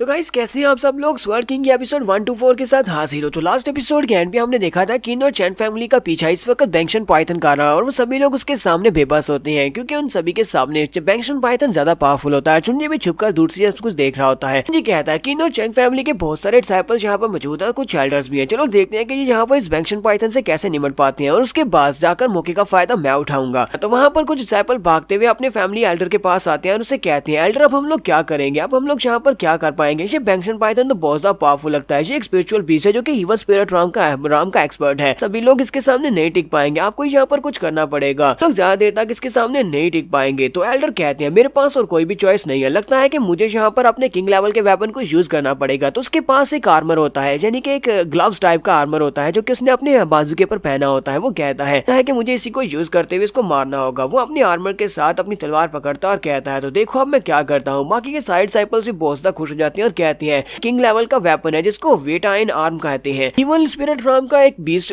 इस किंग लेवल के वेपन के सामने तो बिल्कुल भी नहीं टिक पाएगा। अब देखना हमारे एल्डर कैसे जाकर इसकी गर्दन काटते हैं। तो वो पाइथन अपना बड़ा सा मुंह खोलकर एल्डर के ऊपर अटैक करने के लिए आगे बढ़ता है, जबकि वो एल्डर भी अपने हाथ में अपनी तलवार लेकर बड़ी स्पीड से भागता हुआ उसकी मुंडी काटने के लिए आगे बढ़ता है। दोनों जब वहाँ पर टकराते हैं, एक तरफ से पाइथन का सींग होता है, दूसरी तरफ से एल्डर की तलवार होती है। वहाँ पर एक जबरदस्त धमाका आता है और इसी धमाके के साथ ही दिखाते हैं कि वो पाइथन ग्राउंड के ऊपर गिर जाता है और एल्डर वहाँ पर उसकी बॉडी के अंदर अपनी तलवार को धंसा देते हैं। एल्डर को लगता है कि उसने बैंक्शन पाइथन को मार दिया। वो जल्दी से जंप करते ऊपर से नीचे उतरता है, कहता है मैंने तो बड़ी आसानी से इसको मार दिया। और सारे डिसाइपल्स भी बहुत ज्यादा खुश हो जाते हैं और कहते हैं एल्डर वाकई में तुम तो वाकई में हमारे एल्डर होने के लायक हो। तुमने यहाँ पर सिर्फ एक ही अटैक में बैंक्शन पाइथन को मार दिया जो कि बहुत ही पावरफुल बीस्ट था। एल्डर जो कि नीचे उतरने के बाद काफी खुश हो रहा था, उसी वक्त से महसूस होता है कि बैंक्शन पाइथन अभी तक जिंदा है और वो पीछे से घूरकर उसकी तरफ देख रहा है। वो पीछे की तरफ घूमता और कहता है ऐसा कैसे हो सकता है, ये मरा क्यों नहीं है, मैंने तो इसके ऊपर अटैक किया था, ये मर गया था। बैंक्शन पाइथन फिर से उठकर खड़ा हो जाता है और उसकी बॉडी के अंदर से इस वक्त और भी ज्यादा पावरफुल हो रहा निकल रहा होता है। ये बहुत ही पावरफुल हो रहा होता है। हमारा शुंजी भी ये देखकर बहुत ज्यादा हैरान होता है और कहता है कैसे हो सकता है, मुझे भी लगा था कि ये एक बैंक्शन पाइथन है, लेकिन ये तो एक एम्प्टी स्पिरिट बाइट पाइथन है। नाम चेंज होने से यहाँ पर इस काफी कुछ बदल चुका है। तो बैंक्शन पाइथन जो होता है वो पहले से भी ज्यादा पावरफुल और फियर्स हो जाता है और वहाँ पर जबरदस्त मुंह खोलकर एक एनर्जी रिलीज करता है। उसकी एनर्जी इतनी पावरफुल होती है कि साथ साथ उसकी बॉडी से पॉइजन भी रिलीज हो रहा होता है। काफी सारे डिसाइपल वहाँ पर उसकी एनर्जी और पॉइजन के साथ ही वहाँ पर गिरकर मर जाते हैं। तो हमारा शुंजी कहता है तो ये तो एक टाइजू स्पिरिट डिवावरिंग पाइथन है, ये एक सुप्रीम बीस्ट है जैसे कि एक रियल फिनिक्स और इसके साथ एक व्हाइट टाइगर, इन दोनों की तरह एक बहुत ही पावरफुल बीस्ट है। क्योंकि ये बहुत ही रेयर होते हैं और किस्मत के साथ ही किसी को दिखाई देते हैं, इसी वजह से ज्यादातर लोगों को इसके बारे में नहीं पता। ज्यादातर लोगों ने इसको देखा भी नहीं हुआ और किसी को इसके बारे में नहीं पता कि ये किस तरह के होते हैं, इनकी नेचर क्या होती है और ये कितने पावरफुल हो सकते हैं। लगता है कि इवल स्पिरिट ग्रास जो कि उस केव के अंदर थी वो सारी की सारी इसी की वजह से म्यूटेट हुई है। इसकी पावर और इसका ऑरा इतना ज्यादा था कि इसने उस इवल स्पिरिट ग्रास को भी मुतासर किया है। बैंक्शन पाइथन, मैं इसको बैंक्शन पाइथन ही कहूंगा, वो दोबारा से एल्डर के ऊपर अटैक करने के लिए आगे बढ़ता है। तो एल्डर बेचारा बहुत ज्यादा घबरा जाता है और वहाँ पर जोर जोर से चीखे मार रहा होता है। उसे लगता है कि वो यहाँ पर मरने वाला है, बैंक्शन पाइथन उसे खा जाएगा। लेकिन बैंक्शन पाइथन जैसे उसके करीब पहुंचता है उसके मुंह से ब्लड निकलना शुरू हो जाता है, उसे एक झटका लगता है और वो पीछे की तरफ गिर जाता है। ये देखकर वो भी काफी ज्यादा हैरान होता है। बैंक्शन पाइथन खुद ही ग्राउंड के ऊपर गिर जाता है और वहीं पर बेहोश हो जाता है। बाकी के सारे डिसाइपल भी देखकर बहुत ज्यादा हैरान होते हैं और कहते हैं यहाँ पर क्या हो रहा है, कि बैंक्शन पाइथन अपने आप वहाँ पर कैसे गिर गया। उनमें से एक कहता है लगता है कि हमारे एल्डर ने यहाँ पर कोई ना कोई ट्रिक की थी, पहले उन्होंने जब उसके ऊपर अटैक किया था इसी वजह से वो बहुत ज्यादा जख्मी था, इस बार अटैक के दौरान ही वो खुद ही गिर गया। जबकि एल्डर भी सोच रहा होता है ये क्या, मैंने तो यहाँ पर कुछ भी नहीं किया, फिर यहाँ पर खुद ही कैसे नीचे गिर गया है। बाकी के सारे बच्चे तो वहाँ पर बहुत ज्यादा खुश हो जाते हैं और एल्डर के नाम के नारे लगा रहे होते हैं कि एल्डर ने यहाँ पर ये सब कुछ किया है। एल्डर कितने ज्यादा पावरफुल है कि उनकी की पावर रिलीज हो रही थी। जब वो पाइथन के करीब पहुंचा तो उनके ओरा की वजह से वो पीछे की तरफ गिर गया और बहुत ज्यादा जख्मी हो गया है। यहाँ पर हमारे एल्डर ने बिना फाइट के इस बड़े से बैंक्शन पाइथन को हरा दिया है। हमारा जुंजी उन सभी की तरफ देखकर सोच रहा था इन सभी को यहाँ पर बहुत बड़ी गलती लग रही है। इन्हें लगता है कि इस एल्डर की एनर्जी की वजह से वो पाइथन वहाँ पर गिरा है या फिर इस एल्डर के अटैक की वजह से वो गिरा है। ऐसी बात नहीं है, बस यह है कि ये जो स्पिरिट डिवावरिंग पाइथन है इतनी आसानी के साथ इस तरह की छोटी मोटी ट्रिक्स के साथ तो बिल्कुल भी नहीं हारने वाला, और इस तरह के किंग लेवल के वेपन के साथ तो वो बिल्कुल भी हारेगा नहीं। मुझे लगता है कि अभी फिलहाल में इसने यहाँ पर ब्रेक थ्रू कम्प्लीट किया है। ब्रेक थ्रू करने की वजह से ये अपनी वीकनेस की पीरियड में है, इस वक्त ये काफी ज्यादा कमजोर है। इसी वजह से ये यहाँ पर इन सभी के सामने अपनी फुल पावर को एक्सर्ट नहीं कर पा रहा और अपने आप को बचा भी नहीं पा रहा। इसी के साथ ही हमारे शुंजी को यहाँ पर मौका मिल जाता है। शुंजी कहता है लगता है कि अब मेरे पास मौका है, अब मुझे वो चांस मिल चुका है जो चांस मुझे चाहिए था, अब मेरी बारी है यहाँ पर खेलने की। वो सारे डिसाइपल जाकर बैंक्शन पाइथन के सामने खड़े हो जाते हैं। पाइथन तो अपने आप को हिला भी नहीं पा रहा था, वो ग्राउंड के ऊपर पड़ा होता है। वो जाकर उसे किक मारे होते हैं और कहते हैं बुरे पाइथन कहीं के, आप देखना कि अब तुम्हारे सामने कैसे टिक पाते हो। एक कहता है मैं इसका सिंग काटूंगा, दूसरा कहता है मैं इसकी गर्दन काटूंगा। तो कहते हैं अगर हम इस पूरे के पूरे पाइथन को अपने साथ उठाकर वापस ले जाते हैं तो हमें बहुत सारा इनाम मिलेगा। जबकि वो एल्डर भी उठकर खड़ा हो जाता है, अपनी तलवार उठाता और कहता है तो अब इस बड़े से डीमन बीस्ट को यहाँ पर मैं मारूंगा, मैं इसको मारकर सभी के सामने अपना नाम रोशन करूंगा। जैसे ही वो अपनी तलवार लेकर उसकी गर्दन काटने के लिए आगे बढ़ता है, तो हमारा जुंजी अपनी ब्लैक पीस स्वर्ड को लेकर उसके रास्ते को ब्लॉक करता है और उसे कहता है यहाँ पर कहाँ पर जा रहे हो। तो एल्डर जल्दी से जंप करते पीछे हटता और कहता है ये क्या, आखिर ये है कौन जिसने सिर्फ अपनी तलवार के साथ ही मेरे किंग लेवल के वेपन के अटैक को ब्लॉक कर लिया है। वो जल्दी से जंप करते हुए पीछे हट जाता है और कहता है तुम कौन हो। हमारा जुंजी से कहता है मैं यहाँ पर वाइल्ड लाइफ आर्मी की तरफ से आया हूँ, मैं यहाँ पर वाइल्ड लाइफ के जितने भी जानवर हैं उन सभी की प्रोटेक्शन करता हूँ, मैं यहाँ पर इनको बचाने के लिए आया हूँ। वो सभी लोग भी ये बात सुनने के बाद बहुत ही हैरान होते हैं कि अब यहाँ पर इसने ये क्या बात कर दी कि ये वाइल्ड लाइफ गार्ड है। बैंक्शन पाइथन भी अपनी आंखें खोलकर हमारे शुंजी की तरफ देख रहा था। वो एल्डर कहता है चाहे तुम कहीं से भी आए हो, चाहे तुम कोई भी हो, तुम्हें पता है कि मैं कौन हूँ, मैं चेंग फैमिली और किन फैमिली से हूँ। यहाँ पर चेंग फैमिली और किन फैमिली वालों को अपोज तो बिल्कुल भी नहीं करना चाहोगे, क्या तुम मरना चाहते हो। वो फिर से अपनी वेट एंड आर्मर बैंड को यूज करते हुए अपनी तलवार के साथ एनर्जी को रिलीज करते हुए हमारे शुंजी के ऊपर अटैक करता है। तो हमारा शुंजी उसके सामने खड़ा होता है। शुंजी के सामने एक बहुत ही पावरफुल स्ट्राइक होती है कि हमारा शुंजी अपनी पिच ब्लैक स्वर्ड को लेकर बड़ी स्पीड से उसके ऊपर अटैक करते हुए आगे गुजर जाता है। दोनों एक स्लैशेस लगाते हैं लेकिन उस एल्डर का बाजू कट जाता है। एल्डर के बाजू कटने के बाद वो ग्राउंड के ऊपर गिर जाता है और वहाँ पर जोर जोर से चिल्ला रहा होता है कि हमारे शुंजी ने उसका बाजू काट कर उसके बाजू के ऊपर जो उसने आर्मर पहना होता है वो उस हैंड आर्मर को उतार लेता है और उससे कहता है तुम्हारा बहुत बहुत शुक्रिया इस वेट आयन आर्मर को मुझे देने के लिए। हमारा जो वेट आयन किंग लेवल का आर्मर अब ये मेरा हुआ।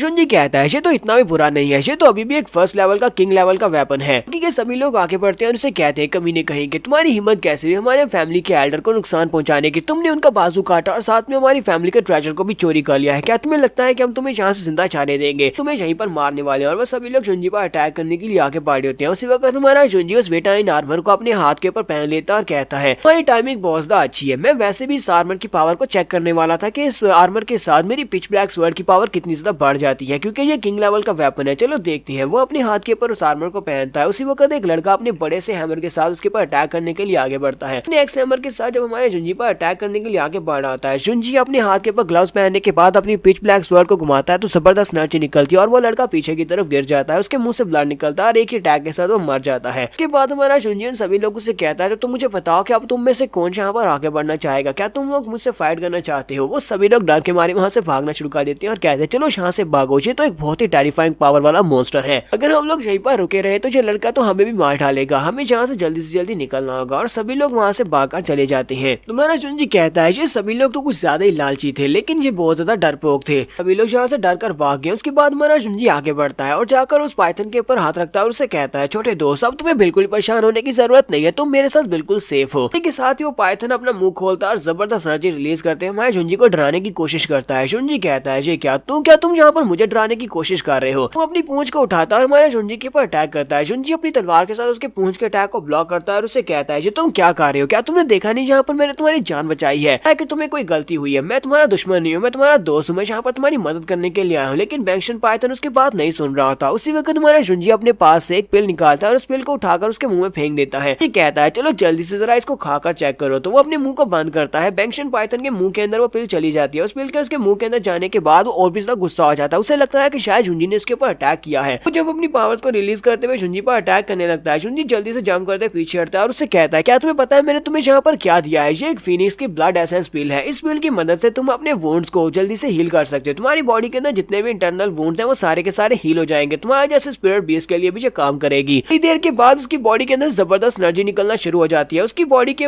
ऊपर जो स्केल के अंदर स्कार्स होते हैं या फिर जितने भी जख्म होते हैं वो सारे के सारे हील होने के बाद बिल्कुल नए जैसे हो जाते हैं। उसका शेल भी बिल्कुल नया हो जाता है। जुंजी पीछे हटने के बाद से कहता है अब मुझे ये बताओ कि तुम्हें कैसा महसूस हो रहा है। मैंने तुमसे बिल्कुल भी झूठ नहीं बोला। मैंने तुम्हें कहा ना कि मैं तुम्हारी मदद करने के लिए यहाँ पर आया हूँ। जुंजी हंसते हुए आगे बढ़ता है और उसे कहता है मैं वाकई में वाइल्ड लाइफ गार्ड हूँ जो कि यहाँ पर तुम्हें बचाने के लिए आया हूँ। जितने भी डीमन बीस्ट को लोग नुकसान पहुंचाने वाले होते हैं मैं उन बुरे लोगों को मारता हूँ और तुम्हारे जैसे बीस्ट को बचाता हूँ। क्या तुम अभी भी यहाँ पर मेरी बात नहीं मानोगे। स्पिरिट बीस्ट अपना मुंह खोलकर फिर से गुस्सा होता है। जुंजी कहता है अच्छा अच्छा ठीक है चलो मैं तुम्हें यहाँ पर एक और बात बताता हूँ। बाकी के सभी लोगों को शायद इस बारे में नहीं पता होगा कि तुम क्या हो, लेकिन मुझे पता है कि तुम क्या हो। मैंने तुम्हारी रियल बॉडी को पहले यहाँ पर देख लिया। इसी वजह से मैं यहाँ पर तुम्हें बचाने के लिए आया हूँ क्योंकि तुम बहुत ही स्पेशल स्पिरिट बीस्ट हो। मैंने यहाँ पर तुम्हें जो पिल दी है वो बिल्कुल भी फ्री में नहीं थी। यहाँ पर फ्री में तुम्हें कोई भी चीज नहीं देने वाला। अगर तुम मेरे साथ एक एग्रीमेंट करते हो, मेरी बात मानने को तैयार हो तो फिर ठीक है, मैं यहाँ पर तुम्हारी और भी ज्यादा मदद करूंगा। हमारा जुंजी सोच रहा होता है मैंने यहाँ पर इसकी मदद की और बदले में अब ये मेरे एहसान के तले दब चुका है तो यहाँ पर ये मेरी बात मना कर ही नहीं सकता। जुंजी यहाँ पर अपने बिजनेस के टैक्टिक्स को यूज कर रहा होता है लेकिन बैंक्शन पाइथन पीछे की तरफ मुड़ जाता है और कहता है नहीं। जुंजी भी हैरान होता है कि उसका बिजनेस टैक्टिक यहाँ पर फेल हो गया। जुंजी कहता है ये तुम क्या कह रहे हो, मैंने यहाँ पर तुम्हारी मदद किया लेकिन फिर भी तुम यहाँ पर मेरे साथ मेरे एग्रीमेंट करने से मना कर रहे हो। तुम इतने ज्यादा एहसान फरामोश हो कि अपनी जान बचाने वाले के साथ भी बात नहीं करोगे। साथ ही जुंजी सोच रहा था स्पिरिट डिवावरिंग बीस्ट एक बहुत ही रेयर बीस्ट है। मुझे यहाँ पर इतना ज्यादा एटीट्यूड दिखा रहा है तो इसका मतलब यह है कि इसको मनाने के लिए कुछ और करना पड़ेगा तो इसका बनता है। तो अब यहाँ पर हम लोग अपनी एपिसोड को खत्म करेंगे। नेक्स्ट एपिसोड में देखेंगे हमारा जुंजी स्पिरिट डिवावरिंग बीस्ट को कैसे एग्रीमेंट के लिए मनाएगा, कैसे इसको अपना बीस्ट बना पाएगा। तो एपिसोड की एक्सप्लेनेशन अच्छी लगी हो तो कमेंट करके जरूर बताइएगा। चैनल को सब्सक्राइब कर दे, वीडियो को लाइक और शेयर कर दे। शुक्रिया।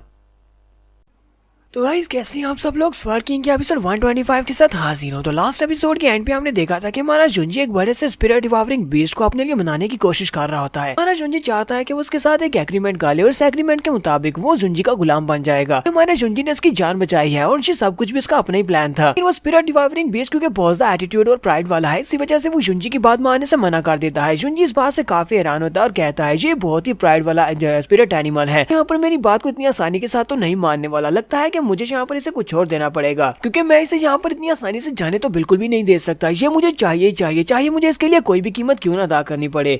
तो उसके बाद हमारा जुंजी उसके सामने कुछ ऐसी चीज निकालने वाला है जिसे देखकर वो भी रेजिस्ट नहीं कर पाएगा। तो हमारा जुंजी उसे कहता है जरा रुको, मुझे लगता है कि तुम्हें ऐसा लगता है कि मेरी सीनियरिटी इतनी ज्यादा नहीं है कि तुम मेरे सामने सबमिट कर सको, यहाँ पर तुम मेरे साथ कोई कमिटमेंट कर सको। लगता है कि मेरा लेवल काफी ज्यादा लो है। जुंजी अपने पास से कोई चीज निकालता है और उसे कहता है ये तुम्हारे लिए गिफ्ट है, तुम्हें इस तरह का गिफ्ट आज तक किसी ने भी नहीं दिया होगा, ये एक बहुत ही प्योर गिफ्ट है। तुम्हारा जुंजी अपने पास उसके पास 5 वेन्स थी तो उन वेन्स में से वो एक वेन उसको दे देता है। उसके सामने जब शो करवाता है तो स्पिरिट स्नेक भी ये देखने के बाद काफी हैरान होता है कि ये तो वाकई में एक स्पिरिट वेन है। तो जुंजी उसे कहता है स्पिरिट डिवावरिंग पाइथन और स्पिरिचुअल पावर जो कि ह्यूमन और अर्थ से आई हो उसको डिवावर करते हो, लेकिन ह्यूमन और अर्थ की स्पिरिचुअल पावर को हासिल कर पाना बहुत ज्यादा मुश्किल होता है। तुम इतनी ज्यादा ह्यूमन और अर्थ की स्पिरिचुअल पावर को इकट्ठा नहीं कर सकते। लेकिन कैसा रहेगा अगर मैं यहाँ पर तुम्हें ह्यूमन एंड अर्थ वाली एक स्पिरिचुअल वेन दे दूं, ये वेन जिसे तुम लगातार बहुत सारी ह्यूमन एंड अर्थ की एनर्जी को एब्जॉर्ब कर सकते हो, तो फिर कैसा रहेगा। क्या तुम्हें अब ये डील मंजूर है। हमारे पास अपनी एक सोर्स चैनल होगी, तुम्हारे पास अपनी एक सोर्स होगी जहाँ से तुम अपने लिए अपनी कल्टीवेशन की पावर को हासिल कर पाओगे। मैं यहाँ पर तुम्हें एक येलो कलर का येलो लेवल स्पिरिचुअल वेन देने वाला हूँ। ये सीड मेरी तरफ से तुम्हारे लिए गिफ्ट है। हम दोनों की इस कंबाइंड फ्रेंडशिप के नाम पर हम दोनों यहाँ पर बहुत ही अच्छे दोस्त बनेंगे। तब तक तुम मुझे फॉलो करते रहोगे सारी जिंदगी। मेरे पास जो कुछ भी होगा वो मैं तुम्हारे साथ बांटता रहूंगा, मैं तुम्हें बुरी तरह से ट्रीट नहीं करूंगा। सांप उसकी बात सुनने के बाद हमारे जुंजी की तरफ देख रहा होता है। तुम्हारा जुंजी कहता है तो अब बताओ कि तुम्हें क्या चाहिए। इसी के साथ साथ ही वो सांप फिर से अपना मुंह पीछे की तरफ घुमा लेता है, लेकिन इसी के साथ ही वो अपनी पूंछ को उठाता है और जुंजी के हाथ के ऊपर रख देता है। यानी कि इन दोनों के दरमियान में एक समझौता हो चुका है। फिर डिवावरिंग स्नेक जो है वो जुंजी के इस गिफ्ट के ऊपर मान चुका है। तो जुंजी आगे से मुस्कुराते हुए सोच रहा होता है कि यहाँ पर इस दुनिया में हर एक चीज को खरीदा जा सकता है, बस उसकी कीमत सही होनी चाहिए। स्पिरिचुअल स्नेक को यहाँ पर ये सब कुछ चाहिए था, इसको स्पिरिचुअल वेन चाहिए था और मैंने इसको दे दी। फिर साथ ही महाराज जुंजी अपनी उंगली के ऊपर कट लगाता है और कहता है तो चलो ठीक है, अब जबकि हमने एग्रीमेंट कर ही लिया है तो क्यों ना यहाँ पर आपस में एक सोल कॉन्ट्रैक्ट कर ले। वो अपनी ब्लड निकालता है और साथ ही उसका ब्लड भी निकलता है। वो अपने अपने ब्लड को निकालते हैं और दोनों के ब्लड वहाँ पर स्पिरिचुअल एनर्जी के साथ बाइंड हो जाते हैं और दोनों का साथ में एक कॉन्ट्रैक्ट हो जाता है। यहाँ पर हमें स्पिरिट डिवावरिंग पाइथन के बारे में बताया जाता है कि ये एक बहुत ही मिस्टीरियस स्पिरिट एनिमल है। ताकि दुनिया के बहुत सारे ऐसे एक्सपर्ट्स हैं जिन्होंने इसके बारे में नाम भी नहीं सुना हुआ और कुछ ही को इस बारे में पता होता है, सिर्फ कुछ ही ने इसके नाम के बारे में जाना है और क्लासिकल बुक्स में तो इसके नाम के बारे में भी नहीं लिखा हुआ। ताकि बहुत सारे मार्शल एम्परर्स ऐसे हैं जिनको इसकी एग्जिस्टेंस के बारे में भी नहीं पता होगा। लेकिन अब जुंजी के हाथ में एक इस तरह का स्पिरिट डिवावरिंग स्नेक आ चुका है, इसी वजह से ये बहुत ज्यादा डिफिकल्ट है। एक बैंगशान एम्परर के साथ इस तरह के एक स्नेक के साथ कांटेक्ट बना पाना और इसके साथ एक कॉन्ट्रैक्ट कर पाना ये बहुत ज्यादा मुश्किल है। लेकिन जुंजी ने यहाँ पर ये सब कुछ कर दिया है। तो जुंजी उसे कहता है इसके बाद से हम दोनों बहुत ही अच्छे भाई बनेंगे, आज के बाद से हम दोनों एक दूसरे के साथ बहुत ही अच्छे से पेश आएंगे। साथ ही महाराज जुंजी उसे बताता है कि तुम यहाँ पर जिस इवल स्पिरिट ग्रास को गार्ड कर रहे थे, मैंने उस इवल स्पिरिट ग्रास को पहले से ले लिया। अब क्योंकि मैं तुम्हारा भाई हूँ तो मुझे लगता है कि तुम यहाँ पर मेरे से गुस्सा बिल्कुल भी नहीं होगे। तुम्हारे लिए तो ये कोई बड़ी बात नहीं होगी कि तुम्हारे भाई ने तुम्हारे पास इवल स्पिरिट ग्रास को ले लिया। ये बात सुनते ही बहुत सा गुस्सा हो जाता है और चिल्लाते हुए महाराज जुंजी के पीछे लग जाता है, जबकि महाराज जुंजी बड़ी तेजी से आगे की तरफ भागना स्टार्ट करता है। यहाँ से नेक्स्ट सीन हमें एक नदी के पास का दिखाया जाता है। नदी के पास बाईशाओ खड़ा होता है तो बाईशाओ का एक बंदा उसके पास आता है और उसे कहता है मास्टर बाईशाओ सब कुछ रेडी है, क्या हमें अब यहाँ से चलना चाहिए। तो बाईशाओ से कहता है मुझे ये बताओ कि इस वक्त प्रिंसेस कहाँ पर है, प्रिंसेस किंगचैंग यहाँ पर क्यों नहीं है। बंदा उसे कहता है मास्टर में प्रिंसेस के बारे में पता है, प्रिंसेस इस वक्त नदी के पास बैठी है, एक पत्थर के ऊपर बैठकर मेडिटेशन कर रही है, वो वहीं पर बैठकर कल्टीवेट कर रही है। प्रिंसेस ने कहा कि उसे वहाँ पर थोड़ी देर बैठकर आराम करना है, इसी वजह से हम लोग उसके लिए रुके हुए थे। बाईशाओ उसे कहता है क्या वाकई में वहाँ पर बैठकर मेडिटेट कर रही है। फिर साथ ही वो सोच रहा लगता है कि ये जहाँ पर लूजन का इंतजार कर रही है, अगर लूजन यहाँ पर आ गया तो उसके बाद तो मेरा कोई चांस ही नहीं बचेगा। बाईशाओ अपने उस बंदे से कहता है जाओ जाकर बाकी सभी लोगों को बता दो कि तुम सभी लोग यहाँ से निकलने वाले हो, तुम सभी लोग यहाँ से पहले निकलोगे, मैं और प्रिंसेस हम दोनों पीछे आएंगे, हम दोनों को थोड़ा सा टाइम चाहिए, हम लोग आपस में बात करने के बाद तुम्हारे पीछे पीछे आ रहे हैं। तो उसे कहता है ठीक है सर, हम लोग अभी निकल चलते हैं और वो वहाँ से चला जाता है। उसके वहाँ से चले जाने के बाद नेक्स्ट सीन हमें एक दूसरी जगह का दिखाया जाता है। दूसरी जगह के ऊपर चेंग फैमिली के एक यंग मास्टर को दिखाते हैं। चेंग फैमिली का एक यंग मास्टर एक पत्थर के ऊपर बैठा होता है, जबकि उसी वक्त उसका बंदा भी उसके पास भागता हुआ आता है और उसे कहता है सर मेरे पास एक रिपोर्ट है, हमारी सिचुएशन चेंज हो चुकी है। अरे बहुत सारे डिसाइपल्स जो कि किन और चेन फैमिली के डिसाइपल्स हैं, उन सभी के पास जो मीटर्स थे वो काम नहीं कर रहे, हमारा उनके पास राब्ता नहीं हो पा रहा, हम लोग उनसे बात नहीं कर पा रहे। तो उसका मास्टर उसे कहता है मुझे सब कुछ पहले से पता है। वो साथ ही से कहता है तुम्हें पता है कि स्वर्ड क्लींजिंग ट्रायल में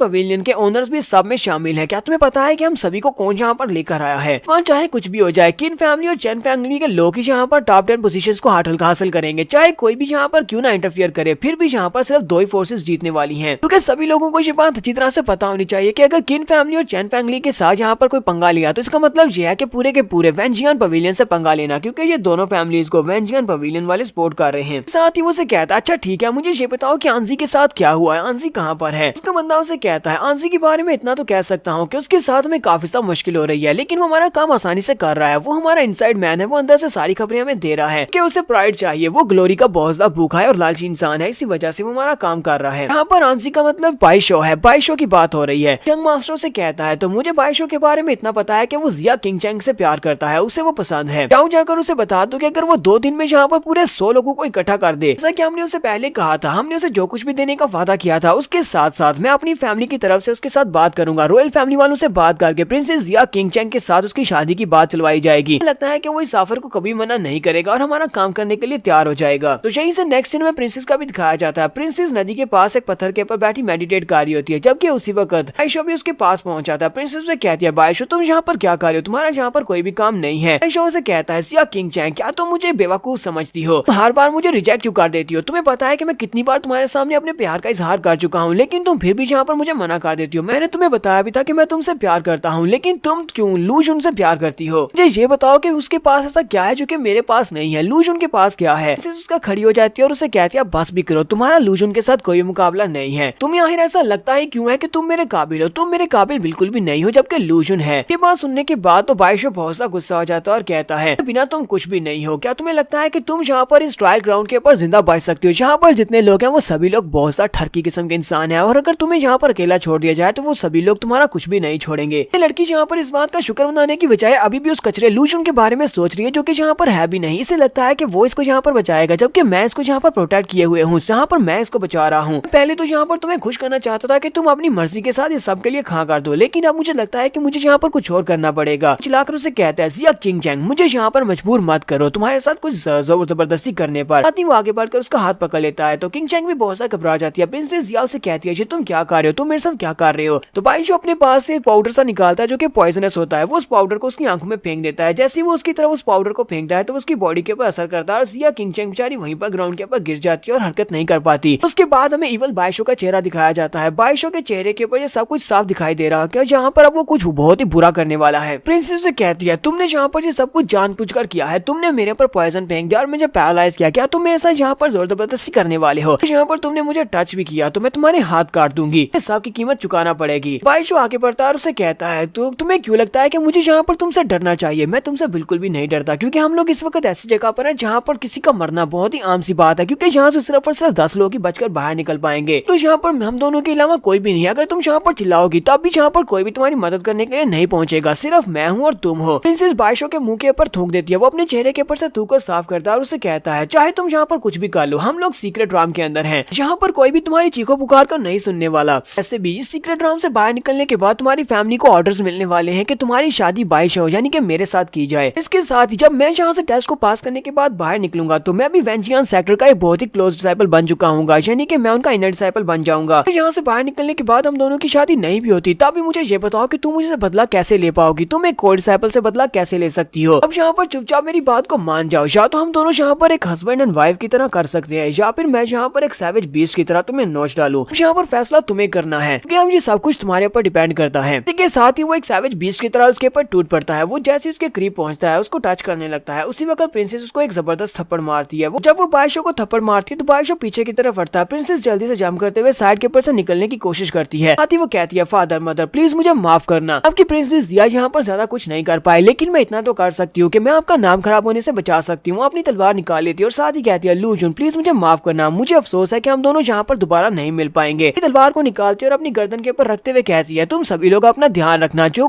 लोग मुझसे प्यार करते हैं वो सभी लोग। ऐसी वो तलवार को अपनी गर्दन के ऊपर फेरने लगती है। बाइशू को चलाकर उससे कहता है, कहीं तुम पागल तो नहीं होगी, ये तुम क्या करने वाली हो? तो जुनजी वहाँ पर आ जाता है और उस तलवार को पकड़ लेता है। ये उसे कहता है, क्या तुम पागल हो गई हो, ये क्या कर रही हो? तो हमें यहाँ पर इस ट्रायल में टॉप 10 प्लेसेस को हासिल करना है और तुम यहाँ पर हो कि अपनी गला काट कर जान लेना चाहती हो। क्या तुम्हें लगता है कि यहाँ पर मरना इतना ज्यादा आसान है? जुनजी को वहाँ पर देखते ही प्रिंसेस भी बहुत ज्यादा खुश हो जाती है और कहती है, लूजन तुम यहाँ पर आ ही गए। बाइशू भी इस बात से काफी ज्यादा गुस्सा होता है कि वो यहाँ पर क्यों आया है। तो हमारे जुनजी ने प्रिंसेस के हाथ से उसकी तलवार लेने के बाद बाइशू की टांगों के बीच में इसको जोर से फेंक देता है, जिससे बाइशू बहुत ज्यादा घबरा जाता है, चिल्लाते हुए पीछे की तरफ गिर जाता है। जुनजी उसे कहता है, हाँ ये मैं ही हूँ और मैं वापस आ गया हूँ। तो यहाँ पर हम लोग अपनी एपिसोड 1 to 5 का एंड करेंगे। और एपिसोड की एक्सप्लेनेशन अच्छी लगी हो तो कमेंट करके जरूर बताइएगा। चैनल को सब्सक्राइब कर दे, वीडियो को लाइक और शेयर कर दें। शुक्रिया।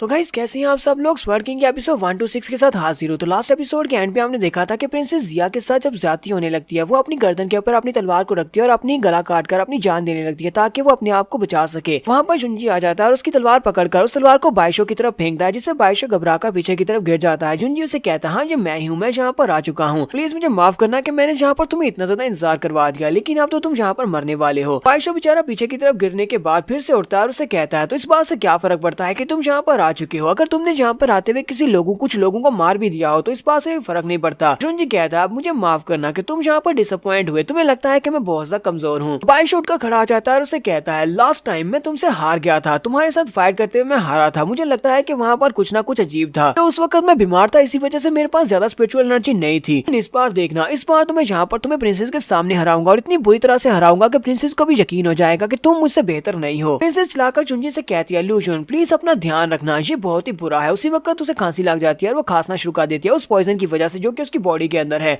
जुनजी उसे कहता है, प्रिंसेस तुम्हें बिल्कुल परेशान होने की जरूरत नहीं है, तुम बस वहाँ पर बैठी रहो और आराम करो, इसको तो मैं यहाँ पर खुद ही निमट लूंगा। जुनजी उसे कहता है, बाइशू मुझे लगता है कि हमें जगह को चेंज करना चाहिए, क्योंकि यहाँ पर फाइट करना मुनासिब नहीं है, क्योंकि यहाँ पर प्रिंसेस भी है, वो जख्मी हो सकती है। ये बड़ी स्पीड से भागता हुआ आगे बढ़ता है। बाइशू भी उसका पीछा करता है। बाइशू से कहता है, तुम जहाँ पर भी चले जाओ वहाँ पर मेरे लिए तो बिल्कुल सेम ही है, मैं तुम्हें हर जगह के ऊपर बड़ी आसानी से हरा सकता हूँ। तो वो भागते भागते अपनी स्नेक टाइप की मार्शल स्पिरिट को रिलीज करता है और साथ ही अपनी तलवारबाजी के टेक्निक को यूज करते हुए जुंजी के ऊपर अटैक करता है कि हमारा जुंजी अपनी ब्लैक पिच स्वर्ड को वहां पर घुमाता है और उस स्वर्ड को घुमाते ही उसके आसपास जितने भी स्नेक इल्यूशंस होती हैं वो सारी की सारी गायब हो जाती हैं। ये देखकर तो बायशो भी काफी ज्यादा हैरान होता है और कहता है इसने यहाँ पर इतनी आसानी के साथ मेरी डार्क मून 8-फोल्ड टेक्निक को कैसे डिस्ट्रॉय कर दिया है। जिस टेक्निक को डेसिपेट करना तो बहुत ज्यादा मुश्किल बात है, यहाँ पर जो ऐसे किया जैसे कि इसने यहाँ पर कचरे को वेस्ट किया हो। इसी के साथ ही बायशो फिर से अपनी तलवार को सामने की तरफ करते हुए एक बहुत ही पावरफुल अटैक करता है, जबकि हमारा जुंजी अपनी ब्लैक पिच स्वर्ड के साथ फिर से उसके अटैक को अवॉइड कर लेता है। ये उसे कहता है तुम्हारी सारी की सारी टेक्निक्स मैं पहले देख चुका हूँ और मुझे यहाँ पर ऐसी कोई भी टेक्निक नहीं है जिसके बारे में पता ना हो। अपनी तलवार को सामने की तरफ घुमाते हुए उसके ऊपर स्ट्राइक लगाता है तो बायशो अपनी तलवार के साथ उसके अटैक को ब्लॉक करने की कोशिश करता है, लेकिन बायशो की तलवार के टुकड़े टुकड़े हो जाते हैं। हमारे जुंजी की तलवार उसकी तरफ आगे बढ़ती है। वो कहता है ऐसा बिल्कुल भी नहीं हो सकता, इसकी कल्टीवेशन बेस मुझसे कम है, इसी वजह से मुझे यहाँ पर इससे ज्यादा स्ट्रॉन्ग होना चाहिए, लेकिन मैं यहाँ पर इससे हार रहा हूँ। जल्दी से जंप करते हुए पीछे की तरफ हटता है। जैसे वो पीछे की तरफ हटता है वो अपने पास एक स्पेशल शील्ड वाला आर्मर निकालता है और शील्ड वाला आर्मर एक स्पेशल किंग लेवल का आर्मर होता है। वो उस आर्मर को एक्टिवेट कर देता है तो जुंजी उसे कहता है लगता है कि तुम अब भी यहाँ पर अपने आप को बचाने की कोशिश कर रहे हो, लेकिन मैं तुम्हें बता दूं कि आज तुम्हारे लिए बचने का कोई भी मौका नहीं है, आज तुम यहाँ पर मरने वाले हो क्योंकि मैं तुम्हें मार कर रहूंगा। और जुंजी अपनी ब्लैक पिच स्वर्ड के साथ आगे की तरफ बढ़ता है और उसके शील्ड के ऊपर एक जबरदस्त स्ट्राइक लगाता है। वो स्ट्राइक बहुत ज्यादा पावरफुल होती है, इतनी पावरफुल होती है कि वो शील्ड भी टूट जाती है और वो बायशो पीछे की तरफ जाकर एक पत्थर के साथ टकराता है, जख्मी हो जाता है। बायशो कहता है ऐसा कैसे हो सकता है, इसने यहाँ पर मेरी किंग लेवल की शील्ड टैंग शुआन को बड़ी आसानी से तोड़ दिया है, वो भी सिर्फ और सिर्फ एक तलवार के अटैक के साथ। मुझे ये बताओ कि मैं यहाँ पर इसका ओपोनेंट कैसे बन सकता हूँ, मैं तो इससे फाइट में बिल्कुल भी नहीं जीत सकता। तो वहीं पर उसे आइडिया याद आता है और वो जल्दी से भागता हुआ प्रिंसेस के पीछे चला जाता है। वो प्रिंसेस जिया को उसकी गर्दन से पकड़ता है और तलवार को वहां पर रखते हुए कहता है जल्दी से जल्दी अपने वेपन को नीचे रखना होगा, अगर तुम ऐसा नहीं करते तो मैं इसको मार डालूंगा। अब तो तुम यहाँ पर मेरा कुछ भी नहीं बिगाड़ पाओगे क्योंकि प्रिंसेस का गला इस वक्त मेरे हाथ में, अगर तुम यहाँ पर आगे बढ़ते हो तो मैं इसकी गर्दन दबा दूंगा और इसको यहीं पर मार डालूंगा। हमारा जुंजी उसके सामने खड़ा कर उसे कहता है भाई मोचन तुम तो वैसे भी यहाँ पर मरने वाले हो, इसलिए सब कुछ करने का कोई भी फायदा नहीं है, इस तरह तुम्हारी मौत और भी ज्यादा जल्दी आ जाएगी। बायशो भी वहाँ पर प्रिंसेस जिया से कह रहा था जबकि मैं जिंदा तुम्हें हासिल नहीं कर पाया तो मरने के बाद तुम्हें अपने साथ ही लेकर जा रहा, हम दोनों एक ही साथ एक ही जगह मरने वाले हैं। ये कितना ज्यादा रोमांटिक है। साथ ही वो अपनी जुबान निकालकर उसकी गाल के ऊपर चाटना स्टार्ट कर देता है और उसे कहता है हम दोनों यहाँ पर एक हस्बैंड एंड वाइफ की तरह यहाँ पर मरने वाले हैं और मुझे लगता है कि आफ्टर लाइफ में यहाँ से मरने के बाद हम दोनों हस्बैंड एंड वाइफ बनकर ही उठेंगे। प्रिंसेस चिल्लाकर जुंजी से कहती है लूशन प्लीज मुझे बचा लो। हमारा जुंजी वहीं पर खड़े खड़े अपनी ब्लैक पिच स्वर्ड को घुमाता है, उसकी स्ट्राइक लगा देता है। वो स्ट्राइक काफी ज्यादा पावरफुल होती है और स्ट्राइक के साथ ही बायशो पीछे वाली नदी के अंदर जाकर गिरता है, वो पानी के अंदर गिरता है और वहीं पर डूब जाता है, साथ ही उसको ब्लड भी दिखाती है। जुंजी ने यहाँ पर बायशो को भी मार दिया है। जुंजी उसे कहता है प्रिंसेस अब सब कुछ ठीक है, तुम अपनी आंखें खोल सकती हो। फिर उसे कहती है क्या वाकई में तुमने बायशो को मार दिया? जुंजी कहता हाँ मैंने उसको मार दिया, क्या तुम्हें डर लग रहा है? प्रिंसेस उसे कहती है तो वाकई में बहुत ज्यादा स्ट्रॉन्ग हो, तुमने उसको इतनी आसानी से कैसे मार दिया जबकि उसका कल्टीवेशन लेवल तुमसे ज्यादा था। वो जुंजी की तारीफें करते हुए से कहती है लूजन तुम तो वाकई में बाकी के सारे हीरोज के साथ फ्रेम में पुट करने के लायक हो, यहाँ पर खतरों का सामना ऐसे करती हो जैसे कि तुम्हारे सामने कोई भी खतरा ना हो कि तुम फूलों में कूद रहे हो। वो सोच रही होती है मैं यहाँ पर इसके बारे में सोच कर कुछ ज्यादा परेशान हो रही थी, जबकि मुझे परेशानी अपने बारे में करनी चाहिए। ये लड़का तो यहाँ पर बड़ी आसानी से सभी को हरा सकता है। तो जुंजी उसको वहीं पर बैठाता है और उसकी बॉडी के अंदर से पॉइजन को रिलीज करना स्टार्ट करता है। थोड़ी देर के बाद वो उसे कहता है तुम्हारी बॉडी से सारा पॉइजन निकल चुका है। जिया उसे कहती है तुम्हारा बहुत बहुत शुक्रिया। हमारा जुंजी उसे कहता है अच्छा मुझे अब ये बताओ कि भाई मोचन के साथ तुम्हारा क्या चल रहा है? प्रिंसेस उसे कहती है भाई मोचन के साथ तो मेरा कुछ भी नहीं है, ये एक बड़ी लंबी स्टोरी है, मैं तुम्हें बताती हूँ। हम दोनों के दरमियान में कोई भी रिलेशनशिप नहीं है, मुझे बस इतना पता है कि वो मुझे पसंद करता है। मैंने ये बात लोगों से सुनी है, वो सभी लोग कहते हैं कि भाई मोचन मेरे लिए पागल है, वो मुझसे पागलों की तरह प्यार करता है, लेकिन मैंने कभी भी उसको फॉलो करने के बारे में या फिर उसे प्यार करने के बारे में नहीं सोचा। जहाँ तक कि सीक्रेट राम में आने के बाद भी उसने पूरी एक टीम को इकट्ठा किया। टीम इकट्ठा करने के बाद वो मेरे पीछे आया, वो मेरे पीछे पीछे ही रहा, मुझे लगता है कि मुझे सिक्योरिटी दे रहा था। हमारा जुंजी उसे कहता है जब तुम्हें ये बात अच्छी तरह से पता थी कि वो तुम्हारा पीछा करता है, वो तुमसे प्यार करता है और उससे तुम्हारे साथ ऑब्सेशंस हैं, तो फिर तुमने उसे बताया क्यों नहीं? तुम पहले उसे मना कर देती कि तुम्हारे दिल में उसके लिए कुछ भी नहीं है, वो इस हद तक आता ही नहीं। तो वाकई में बहुत ही बड़े दिल की मालिक हो। तुझे बात सुनते ही प्रिंसेस को भी काफी बड़ा झटका लगता है कि हमारा जुंजी जहाँ पर उसकी इंसल्ट कर रहा होता है। हमारा जुंजी उसे कहता है मैं यहाँ पर तुम्हें एक और बात बताता हूँ। वो उसे रस्ते वाली सारी बात बता देता है कि कैसे यहाँ पर दूसरे लोगों को मारकर उनका खजाना लूटा जा रहा है। कहती है तो तुम्हारे कहने का मतलब यह है कि ये सारे का सारा प्लान का हिस्सा था? जुंजी कहता हाँ ये सारे का सारा प्लान का हिस्सा था और ये सब कुछ किन और चैंग फैमिली के लोग करवा रहे हैं। सीक्रेट राम में एंटर होने से पहले ही किन और चैंग फैमिली के जितने भी लोग थे उन सभी के पास एक स्पेशल डिवाइस था जो कि एक दूसरे को ट्रैक करने के लिए था। वो सभी लोग एक दूसरे की डायरेक्शन और एक दूसरे की लोकेशन को देख सकते हैं। सभी लोग एक दूसरे के साथ एक ही जगह पर इकट्ठे हुए, सभी लोग इस वक्त यहाँ पर मौजूद हैं ताकि वो बाकी के साइड साइबर्स को मारकर उनके पास उनका खजाना लूट सकें। सिर्फ इतना ही नहीं है, किन और चैंग फैमिली के लोगों ने यहाँ पर इनके साथ 6 एल्डर्स को भी भेजा हुआ है। 6 एल्डर्स जो कि अपनी पावर लेवल्स को कम करने के बाद यहाँ पर पहुंचे हैं, लेकिन असल में वो ह्यूमन स्पिरिट राम के एक्सपर्ट्स हैं। सभी लोग यहाँ पर बहुत ज्यादा चीटिंग कर रहे हैं ताकि किन और चैंग फैमिली के लोगों को ही यहाँ पर 10 प्लेसेस मिले, वो टॉप 10 पुलिस पोजीशन उन्हीं को मिल जाए। प्रिंसेस याओ से कहती है तुम्हें ये सब कुछ कैसे पता चला? जुनजी आगे से मुस्कुरा देता और कहता है मुझे बस पता चल ही गया। जुनजी कहता है वो लोग ना सिर्फ यहाँ पर टॉप 10 पोजीशंस को सिक्योर करना चाहते हैं, बल्कि वो यहाँ पर जितने भी स्पेशल बच्चे आए हुए हैं, जितने भी टैलेंटेड और जीनियस लड़के यहाँ पर आए हुए हैं, उन सभी को रास्ते में ही मारकर उन सभी के पास जितनी भी वैल्यूएबल आइटम्स हैं उन सभी को लेना चाहते हैं। इसी वजह से वो लोग ये कर रहे हैं।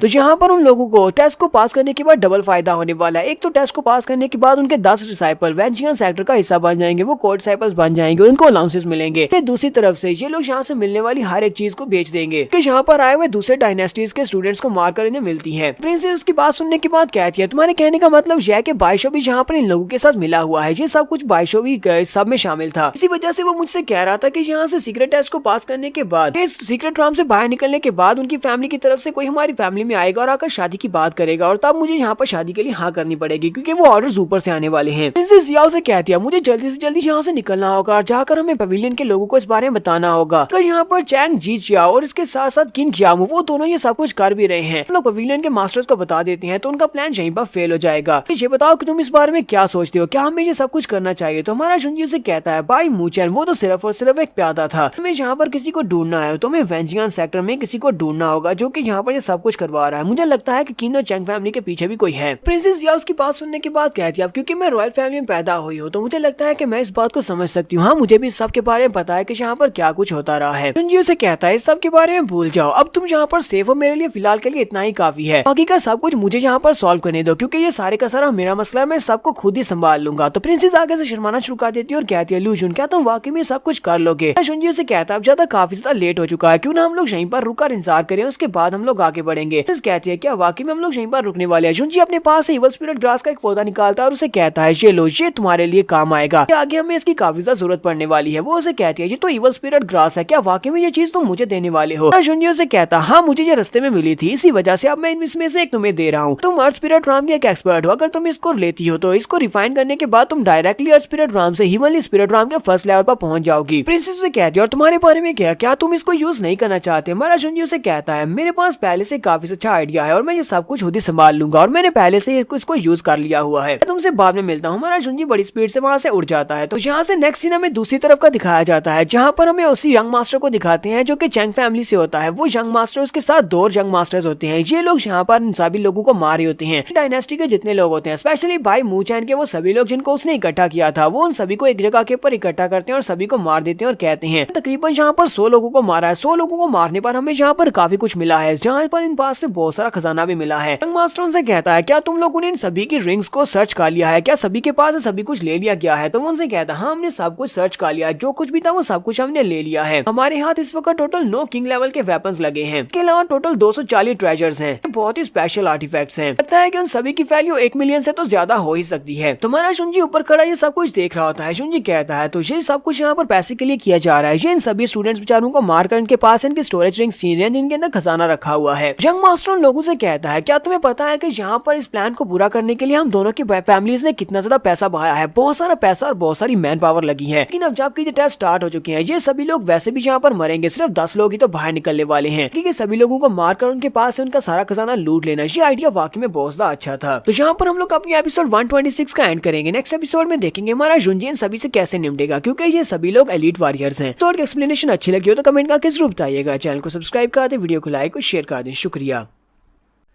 स्वर्ड किंग की एपिसोड 127 के साथ हाजिर हो। तो लास्ट एपिसोड के एंड पे हमने देखा था कि हमारा जुनजी वहां पर पहुंचता है जहां पर चैंग फैमिली के 3 मास्टर्स होते हैं। वो तीनों यंग मास्टर लोगों को मार रहे होते हैं। उन्होंने बाकी के सभी लोगों को मार दिया होता है और उन सभी के पास से जो भी खजाना मिलता है वो सारा लूट लिया होता है। लोग वहीं पर खड़े होकर ये सारी बातें कर रहे होते हैं कि उनके हाथ में आज यहाँ पर 9 आर्टिफैक्ट लगे हैं जो कि किंग लेवल के हैं। इसके अलावा 250 से भी ज्यादा ऐसे वेपन्स हैं जो कि बहुत ज्यादा स्पेशल आर्टिफैक्ट्स हैं। हमारा जुनजी भी ऊपर खड़ा ये सब कुछ देख रहा होता है। जुनजी कहता है जैसा कि मैंने सोचा था ये बिल्कुल वैसा ही कर रहे हैं। लोग यहाँ पर अपने पैसे के खमियाजे को पूरा पूरा करने के लिए जहाँ पर बाकी के सभी लोगों को मारे हैं ताकि उनके लूट कर उनके पास से पैसा इकट्ठा किया जा सके जितना रिसोर्सेज उन्होंने जाया किया है। यंग मास्टर बाकी के दोनों से कहता है बाकी की सारी फैमिलीज ने भी यहाँ पर बहुत सारा पैसा इन्वेस्ट किया था ताकि वो बच्चे यहाँ पर आए और आकर इन ट्रायल टेस्ट को पास कर सके, लेकिन अफसोस कि हमारी चैंग और किन फैमिली के आगे तो कोई भी नहीं जा सकता। दूसरे वाला उसे कहता है जब टाइम आएगा तो हम लोग जब यहाँ पर टेस्ट को पास करने के बाद यहाँ से बाहर निकलेंगे, टॉप 10 पोजीशंस को लेने के बाद तो वहाँ पर जाएंगे तो हमें पवेलियन की तरफ से बहुत सारे इनाम मिलेंगे और ऊपर से हम लोगों ने यहाँ पर बहुत सारी लूट मार मचाई है, यहाँ से हमें काफी सारा शेयर मिलने वाला है। तीसरे वाला उनसे कहता है और ऊपर से वो बेवकूफ भाई मूचैन उसने यहाँ पर बाकी के सभी लोगों को एक ग्रुप में इकट्ठा कर दिया था। उस बेवकूफ की मदद से हम लोगों ने इनको बड़ी आसानी से यहाँ पर मार दिया क्योंकि वो सभी लोग एक ग्रुप में थे और हमारे लिए उन सभी को एक साथ मारना आसान था। तो उनका लीडर उनसे कहता है लेकिन मैंने भाई मूचैन को यहाँ पर क्यों नहीं देखा, ये बाईचैन कहाँ पर है, वो यहाँ पर इन लोगों के साथ क्यों नहीं था। शुनजी उनसे कहता है अगर तुम लोगों ने उसको यहाँ पर नहीं देखा तो इसका मतलब यही है मर चुका है। अगर तुम लोग उसको देखना चाहते हो तो मैं तुम लोगों को वहाँ पर भेज सकता हूँ जहाँ पर वो है, मैं तुम्हें हेल में भेज देता हूँ ताकि तुम लोग जाकर उससे मिल सको। लोगों को जब आवाज आती है तो वो साइडों के ऊपर देखना शुरू कर देते हैं और कहते हैं कौन है जहाँ पर, किसकी हिम्मत हुई चैंग फैमिली के डिसाइपल्स के सामने इस तरह बात करने की। शुनजी ऊपर खड़ा होता है और कहता है मैं जहाँ पर तुम सभी लोगों को मारने के लिए आया हूँ। वो शुनजी की तरफ देखते हैं तो उसे देखकर ही पहचान जाते हैं और कहते हैं ये तो वही लू जुन है जो प्रिंसेस जिया के साथ था और इसी ने जेसन के साथ बदतमीजी भी की थी। जेसन ने हमें ऑर्डर्स दिए थे कि इस लड़के को यहाँ पर हर हाल में मारना है, ये तो बड़ी अच्छी बात है, ये खुद ही हमारे पास चला आया। तो बाकी दोनों का जो लीडर होता है वो शुनजी से कहता है तुम यहाँ पर बहादुरी के साथ हम तीनों के सामने खड़े हो, हम तीन और तुम एक हो, क्या हम लोग यहाँ पर इसे तुम्हारी बहादुरी करें, यहाँ पे हम लोग ये कहें कि तुम बहुत ही बड़े बेवकूफ हो जो यहाँ पर अकेले चले आए हो, कि तुम्हें मरने की बहुत ज्यादा जल्दी थी। हमारे शुनजी ने अपना हाथ ऊपर उठाया होता है तो उनमें से एक उसके हाथ की तरफ देखता और कहता है ये तो विंटाइन आर्म गार्ड है, पास विंटाइन आर्म गार्ड कहाँ से आ गया, क्योंकि ये तो हमारे एल्डर के पास है, एल्डर चैंग ने ये तुम्हें कैसे दिया। जैसे कहता हाँ तुमने बिल्कुल ठीक पहचाना, ये वही आर्म गार्ड है, ये वही आर्मर है, किंग लेवल का वेपन है जो कि तुम्हारे एल्डर के पास से मैंने लिया है। तो वो लोग चलाकर उसे कहते हैं चलो जल्दी से बताओ तुम्हें ये कहाँ से मिला, ये हमारी किन फैमिली का ट्रेजर है, चुपचाप इसे जल्दी से वापस कर दो वरना तुम्हारे साथ बिल्कुल भी अच्छा नहीं होगा, कि हम लोग तो वैसे भी यहाँ पर तुम्हें मारकर तुम्हारे पास इसको वापस छीन ही लेंगे। तुम्हारा शुनजी से कहता है तुम्हारा क्वेश्चन तो काफी ज्यादा कॉम्प्लिकेटेड था, मुझे ये समझ नहीं आया कि तुम मुझसे ये जानना चाहते हो कि ये मेरे पास कैसे आया या फिर तुम ये जानना चाहते हो कि ये मेरे पास क्यों है, मैं तुम्हें वापस दूंगा या नहीं। ये बात तो यह कि जिस बंदे ने इसे अपने हाथ के ऊपर पहना हुआ था वो इसे पहनने के लायक नहीं था, मैंने उसका बाजू काट दिया और उसके हाथ के ऊपर से इसको उतार लिया। और दूसरी बात यह कि मैंने इसे क्यों पहना हुआ है क्योंकि ये अब मेरा है, और अगर तुम चाहो तो जाकर अपने एल्डर से मरने के बाद जाकर पूछ लेना क्योंकि वो भी इस वक्त मर चुका है, उससे पूछ लेना कि उसने मुझे ये क्यों दिया। वो लड़का जल्दी से अपनी फायर पावर को रिलीज करता है और फायर के साथ एक ड्रैगन बनाकर हमारे शुनजी के ऊपर अटैक कर देता है। वो अटैक काफी ज्यादा पावरफुल लग रहा होता है, लेकिन हमारा शुनजी कहता है तो तुम्हें लगता है कि तुम तीनों यहाँ पर मेरे ऊपर गैंग अप करोगे तो तुम लोग यहाँ पर मुझे हरा सकते हो। तो शुनजी अपनी पिच ब्लैक स्वर्ड को निकालता है और साथ ही अब उसके पास विंटाइन आर्म गार्ड है जो कि किंग लेवल का वेपन है, उसके साथ उसकी तलवार की पावर पहले से ज्यादा बढ़ जाती है, वो मल्टीप्लाई हो जाती है। तलवार को घुमाते हुए सामने की तरफ एक जबरदस्त स्लैश लगाता है, उसकी स्लैश सामने से आने वाले फायर ड्रैगन को सेंटर से चीर देती है। वो लड़का जो कि फायर को यूज कर रहा होता है, जो कि सेंटर में खड़ा अपनी फायर को रिलीज कर रहा होता है, वो स्ट्राइक सीधी उसकी तरफ आगे बढ़ी होती है। दूसरी वाला चलाकर उसे कहता भी है कि साइड पे हट जाओ, लेकिन उस लड़के बेचारे के पास इतना टाइम नहीं होता। हमारे शुनजी की स्लैश सीधी जाकर उसकी बॉडी के साथ टकराती है तो वो लड़का वहीं पर जल जाता है और जलकर वहीं पर मर जाता है। ये देखकर तो बाकी के दोनों काफी ज्यादा घबरा जाते हैं और कहते हैं सिर्फ और सिर्फ एक ही स्ट्राइक ने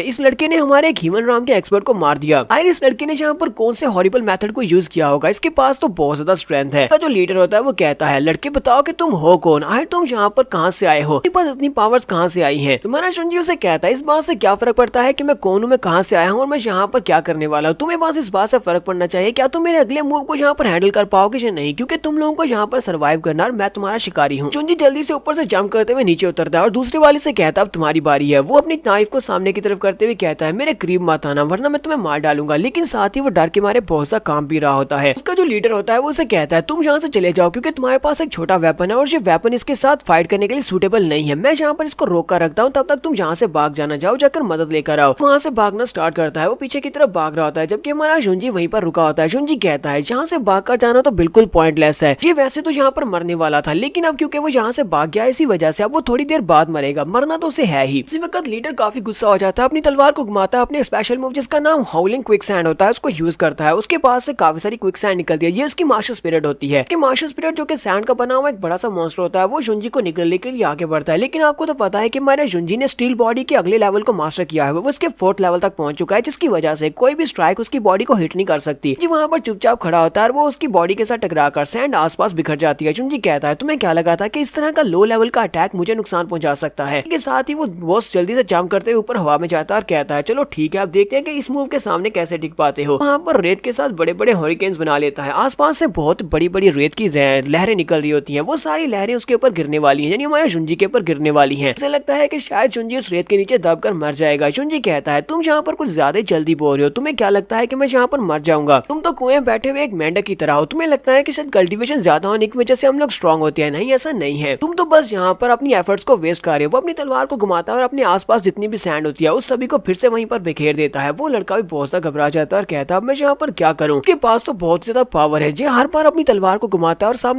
सामने से आने वाली स्ट्राइक वेव को वहीं पर डिस्ट्रॉय कर देता है। जुंजी से कहता है मैंने यहाँ पर तुम्हें काफी सारा टाइम दिया अपने पर अटैक करने का, मैंने तुम्हें ओपनिंग्स भी दी थी मेरे पर अटैक करने के लिए, लेकिन तुम मुझे नहीं कर पाए। वो लड़का खुद भी पीछे की तरफ गिर जाता है। जुंजी से कहता है मुझे लगता है कि तुम्हें भी इस बारे में अच्छी तरह से पता होगा, जब तुम लोगों ने ये सारा प्लान बनाया था तब तुमने इस बारे में भी सोचा होगा कि तुम्हारे ऊपर ये प्लान बैकफायर भी हो सकता है, तुम्हें यहाँ पर इसके कॉन्सिक्वेंसेस को भुगतना पड़ेगा। सभी लोग यहाँ पर लोगों को मारकर उनके पास से मिलने वाले ट्रेजर्स को आपस में बांट रहे थे, लेकिन तुम्हें पता होना चाहिए था कि यहाँ पर कोई और भी तुम्हारा शिकार कर सकता है। लेकिन तुम्हें यहाँ पर ज्यादा परेशान होने की जरूरत नहीं है, तुम यहाँ पर ट्रेजर्स को लेकर अमीर होकर मरना चाहते थे। अब मैं यहाँ पर तुम्हें एक बहुत ही हैप्पी एंडिंग देने वाला हूँ। उसी वक्त दूसरे वाले को भी दिखाते हैं जो कि वहाँ से भाग गया था। असल में वो भागा नहीं बल्कि वो स्टेल्थ मोड में हमारे जुंजी के पीछे खड़ा होता है अपना नाइफ लेकर, कि जब जुंजी का ध्यान उसकी तरफ ना हो वो उसने नाइफ को उसकी बॉडी के अंदर धंसा दे। तो बॉस मार खाने के बाद हमारे जुंजी से कहता है लड़के मुझे इतना तो पता चल चुका है कि पहले तुम अर्थ स्पिरिट राम में थे, लेकिन अब तुम ह्यूमन स्पिरिट राम में पहुंच चुके हो। ह्यूमन स्पिरिट राम के फर्स्ट लेवल के ऊपर इतनी ज्यादा पावर नहीं होती। मुझे लगता है कि तुमने अपनी कल्टीवेशन बेस को छुपाया हुआ है, तुम कोई पावरफुल मास्टर हो, अपनी पावर्स को छुपाने के बाद यहाँ पर पहुंचे हो। मुझे ये बताओ कि तुम यहाँ पर किन और चैंग फैमिली को टारगेट क्यों कर रहे हो? तुम्हारा जुंजी उसे कहता है तुम तो बहुत ही जल्दी यहाँ पर मरने वाले हो, तो तुम्हें यहाँ पर इस बात को एक्सप्लेन करने का क्या फायदा कि मैं किन और चैंग फैमिली को क्यों यहाँ पर टारगेट कर रहा हूँ? अब जल्दी से यहाँ पर मर जाओ, क्योंकि मैं यहाँ पर सिर्फ तुम्हें मारने के लिए आया था। तुम्हारा जुंजी वहीं पर अपनी तलवार को घुमाता है, सामने की तरफ एक बड़ी पावरफुल स्लैश लगती है। उस स्लैश के साथ वो लड़का हिट होता है, जिसकी वजह से उड़ता हुआ काफी दूर जाकर गिरता है। जैसे ही हमारा जुंजी उसके ऊपर स्लैश लगा बैठता है, उसी वक्त पीछे वाला लड़का जो कि अपने आप में छुपा होता है वो अपना नाइफ लेकर जुंजी को पीछे से अटैक करने के लिए आगे बढ़ता है। हमारा जुंजी उसे कहता है क्या तुम्हें वाकई में लगता है कि मैंने तुम्हें अभी तक यहाँ पर नोटिस नहीं किया कि तुम मेरे पीछे खड़े हो? तुम भागकर गए ही नहीं थे बल्कि तुम घूमकर मेरे पीछे आकर खड़े हो गए थे। सुनते ही वो लड़का भी वहीं पर रुक जाता है क्योंकि वो बहुत ज्यादा घबरा जाता है। और हमारा जुंजी अपनी तलवार को पीछे की तरफ घुमाता है तो वो लड़का उड़ता हुआ पीछे जाकर गिरता है, उसके मुंह से ब्लड निकलता है और वो लड़का भी वहीं पर गिरकर मर जाता है। कहीं से दूसरा सीन में प्रिंसेस का दिखाया जाता है। प्रिंसेस को जुंजी ने क्योंकि इवल स्पिरिट ग्रास दी थी, तो वो इस इवल स्पिरिट ग्रास को अपने हाथ में लेकर बैठी होती है और कल्टीवेट कर रही होती है। और कल्टीवेशन के दौरान ही वो अपने आप को लेवल अप कर लेती है, क्योंकि वो ब्रेक थ्रू करने के बाद अब ह्यूमन स्पिरिट राम की एक्सपर्ट बन चुकी है। तो काफी सारे लेवल्स को स्किप करने के बाद ह्यूमन स्पिरिट राम में पहुंचने के बाद उसकी पावर से पहले से काफी ज्यादा बढ़ जाती है। प्रिंसेस भी अपने आप में काफी ज्यादा खुश होती है और काफी हैरान भी होती है और कहती है, तो जब वो वहाँ पर हैरान हो रही होती है उसी वक्त हमारा जुंजी वहाँ पर आता है। जुंजी उसे कहता है तुम्हें बहुत ज्यादा बधाई हो, तुमने यहाँ पर लेवल अप कर लिया। इसका मतलब यह है कि तुम बहुत ही जल्दी ह्यूमनली राम में कदम रख सकती हो, तुम अपनी कल्टीवेशन को और भी ज्यादा आगे बढ़ा सकती हो। तो वो उसे कहती है हाँ तुम्हारा बहुत बहुत शुक्रिया, लेकिन तुम वापस कब आए मुझे पता ही नहीं चला। साथ ही उसे कहती है तुम्हारा बहुत बहुत शुक्रिया, तुमने उस इवल स्पिरिट ग्रास को मुझे दिया था जिसकी वजह से मैं यहाँ पर कल्टीवेट करके अपने आप को इसे लेवल अप कर पाई हूँ, वरना बहुत सारे साल यहाँ पर मुझे कल्टीवेशन में लग जाते और तब जाकर मैं इस लेवल तक पहुंच पाती। हमारा जुंजी उसे कहता है मैंने तुम्हारे लिए ज्यादा कुछ नहीं किया, मैंने तो बस तुम्हें एक घास का तिनका दिया जो कि तुम्हारे लिए काफी ज्यादा फायदेमंद हुआ, बाकी तो सब कुछ तुमने खुद ही किया है। तो वो दोनों वहीं पर बैठ जाते हैं और बैठकर बातें करते हैं। हमारा जुंजी उसे कहता है तुम्हें इस तरह की छोटी मोटी बातों को अपने दिल पर लेने की जरूरत नहीं और हर बार मुझे थैंक यू बोलने की भी जरूरत नहीं है। वो ग्रास रास्ते में मिली थी और मैंने उसके काफी सारे तिनकों को उठा लिया था, वो सारी की सारी मेरे पास ही है और ये फल भी मुझे रास्ते में मिला है, वो उसके लिए सेब लेकर आया था। वो उसे कहता है जरा चेक करके देखो कहीं ये बुरा तो नहीं। इसे आगे से शर्माते हुए उसे कहती है तुम्हारा बहुत बहुत शुक्रिया, ये बहुत ज्यादा अच्छा है। फिर से इन लोगों को यहाँ पर रात हो जाती है और ये दोनों ही गुफा के अंदर जाकर बैठ जाते हैं, आग जलाकर बैठे होती है। तो प्रिंसेस उसे कहती है थोड़ी देर पहले तुम मुझे छोड़कर चले गए, तुमने कहा था कि तुम्हें एक बहुत ही इंपॉर्टेंट काम करने के लिए जाना है, क्या तुमने अपना वो इंपॉर्टेंट काम कर लिया? वैसे मुझे बताओ कि वो इंपॉर्टेंट काम क्या था? तो हमारा जुंजी अपने पास से रिंग निकालता है, उस रिंग को एक्टिवेट करता है तो उसके अंदर बहुत सारे स्टोरेज खाने होते हैं। प्रिंसेस से कहता है जरा इस तरफ देखो। प्रिंसेस ये देखकर बहुत सा हैरान होती है और कहती है तुम्हारी रिंग के अंदर इतना सब कुछ ट्रेजर्स कहाँ से आ गए? तो बहुत ही स्पेशल ट्रेजर्स हैं। हमारा जुंजी से कहता है ये सारे के सारे ट्रेजर्स वो हैं जो कि मैंने किन और चैंग फैमिली के लोगों को मारकर उनके पास से लिए हैं। सारे के सारे ट्रेजर्स उन लोगों के पास है जो कि आसपास की डायनेस्टीज के हैं। वो कहती है ऐसा कैसे हो सकता है? किन और चैंग फैमिली के लोगों के पास इतने सारे ट्रेजर्स कहाँ से आ सकते हैं? ऐसा तो नहीं है कि तुम उन सभी डिसाइपल्स को वहाँ पर मारने के लिए गए थे? क्या तुमने किंग और चैंग फैमिली के सभी डिसाइपल्स को मारकर उनके पास से सारा खजाना लूट लिया है? जुंजी से आंख मारता है और कहता है हाँ तुमने बिल्कुल सही समझा, मैंने सारा खजाना लूट लिया है। यहाँ पर हम लोग अपनी एपिसोड 127 का एंड करेंगे और एपिसोड की एक्सप्लेनेशन अच्छी लगी हो तो कमेंट करके जरूर बताइएगा। चैनल को सब्सक्राइब कर दे, वीडियो को लाइक और शेयर कर दे। शुक्रिया।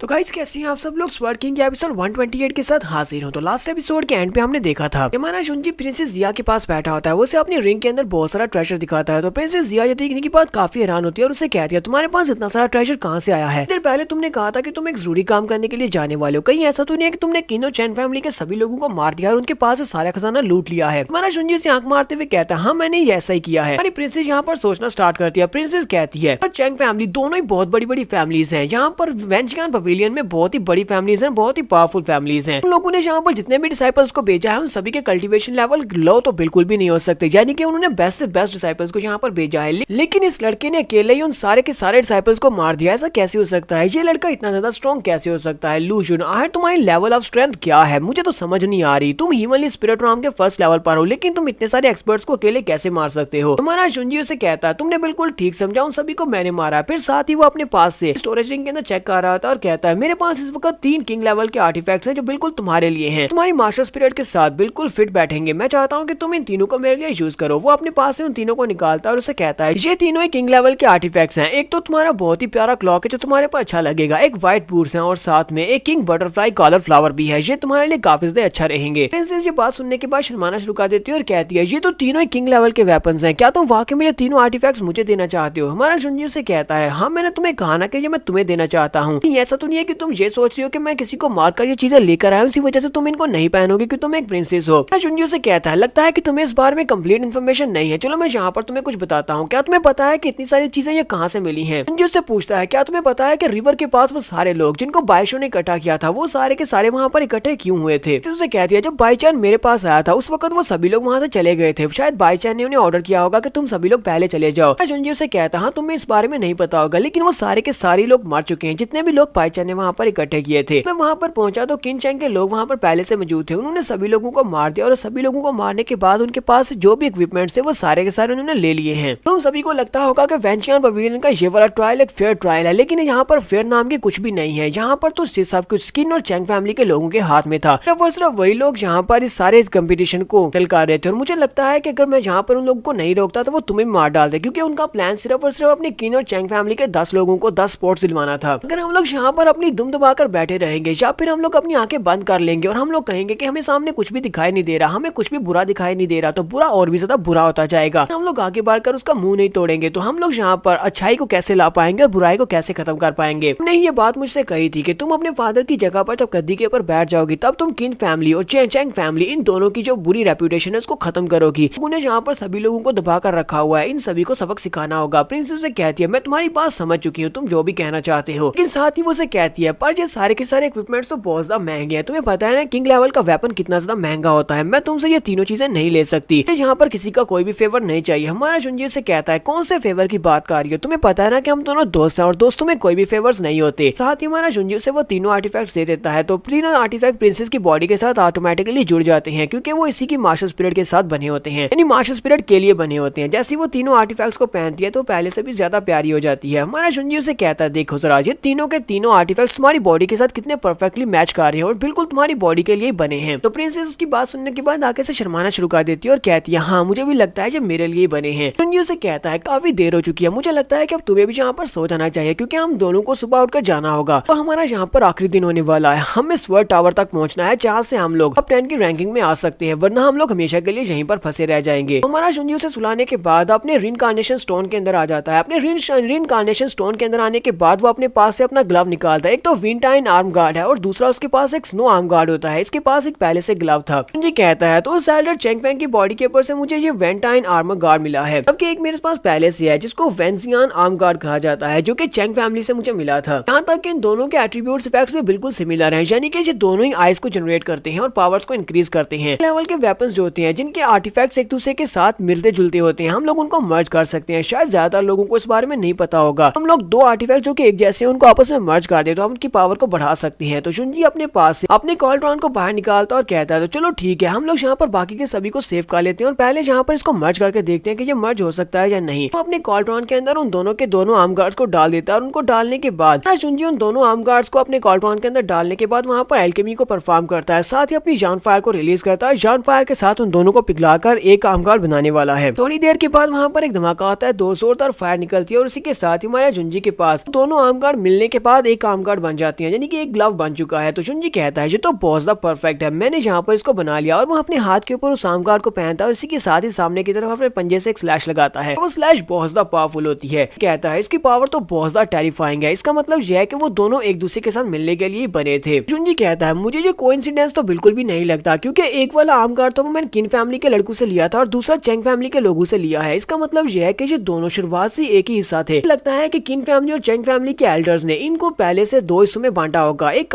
किंग लेवल के वेपन को दो हिस्सों में बांटकर दोनों फैमिलीज के एल्डर्स को ये दे दिया होगा और उनको इस बारे में बिल्कुल पता नहीं होगा कि दोनों को जोड़कर इनकी पावर को कंबाइन किया जा सकता है, पावर बहुत ज्यादा बढ़ जाएगी। जुंजी कहता है अगर यहाँ पर मेरे पास दो ऐसे आर्टिफैक्ट्स हैं जो कि एक जैसे हैं, तो मुझे लगता है किन और चेंग फैमिली के पास इस तरह के और भी आर्टिफैक्ट्स हो सकते हैं जिनको आपस में मर्ज करके उनकी पावर्स को बढ़ाया जा सकता है, या फिर इनकी पूरी की पूरी वेंशियन डायनेस्टी में इस तरह के बहुत सारे किंग लेवल के वेपन्स हो सकते हैं। ये कहता है ये बात तो और भी ज्यादा इंटरेस्टिंग होती जा रही है, जितना ज्यादा मैं इनके बारे में जान रहा हूँ मुझे उतना ज्यादा इंटरेस्ट होती जा रही है। ये तो काली पता चलेगा जब मैं वेंशियन सेक्टर का हिस्सा बन जाऊंगा। सुबह के वक्त प्रिंसेस उठती है, प्रिंसेस उठने के बाद बाहर आती है और हमारे जुंजी से कहती है रुको मैं भी आ रही हूँ। जुंजी जब प्रिंसेस को वहाँ पर भागता हुआ आता हुआ देखता है तो उसी वक्त उसे अपनी शुइकियान की याद आ जाती है कि उसे बिल्कुल शुइकियान जैसी लग रही होती है। वो उसे कहता है शुइकियान तुम यहाँ पर क्या कर रही हो। प्रिंसेस जिया उसके पास आती है और उसे कहती है तुमने क्या कहा अभी तुमने किसी का नाम लिया। जुंजी कहता है नहीं नहीं मैंने किसी का भी नाम नहीं लिया, बस ऐसी मेरे मुंह से निकल गया। के बाद उन्हें वहाँ पर सामने से काफी जबरदस्त एनर्जी वेव दिखाई देती है। वो दोनों कहते हैं वहाँ पर सामने कुछ है, लगता है कि वहाँ पर कुछ हो रहा है। प्रिंसेस उसका हाथ पकड़ती है और कहती है चलो जल्दी से हम लोग भी वहाँ पर चलकर देखते हैं कि वहाँ पर क्या हो रहा है। यहीं से हमें नेक्स्ट सीन बाहर का भी दिखाया जाता है। बाहर वो सभी लोग उसी पूल के पास खड़े होते हैं, उस स्टैचू के पास सभी लोग बाहर खड़े इंतजार कर रहे होते हैं और कहते हैं दिन का टाइम पूरा हो चुका है, आज उनमें से 10 लोग यहाँ से बाहर निकलने वाले हैं, सिर्फ 10 लोग यहाँ से बाहर निकल सकते हैं क्योंकि उन सभी लोगों ने अपने ट्रायल को कंप्लीट कर ही लिया होगा। केसन चैंग अपने फादर से कहता है फादर आपको परेशान होने की जरूरत नहीं है, आपको तो अच्छी तरह से पता है कि हमने अपने 6 एल्डर्स को वहाँ पर उनको एस्कॉर्ट करने के लिए भेजा हुआ है। हमारे 6 एल्डर्स के होने की वजह से यहाँ पर जो 10 लोग निकलेंगे वो सिर्फ और सिर्फ हम दोनों की फैमिली से ही होने वाले हैं। अब क्या एल्डर किंग जियान भी वहीं पर होते हैं। एल्डर किंग जियान जो कि एक बहुत ही फेयर जज है, वो उन सभी लोगों से कहते हैं आज आखिरी दिन है और मैं चाहता हूँ कि यहाँ पर भी हम लोग फेयर एंड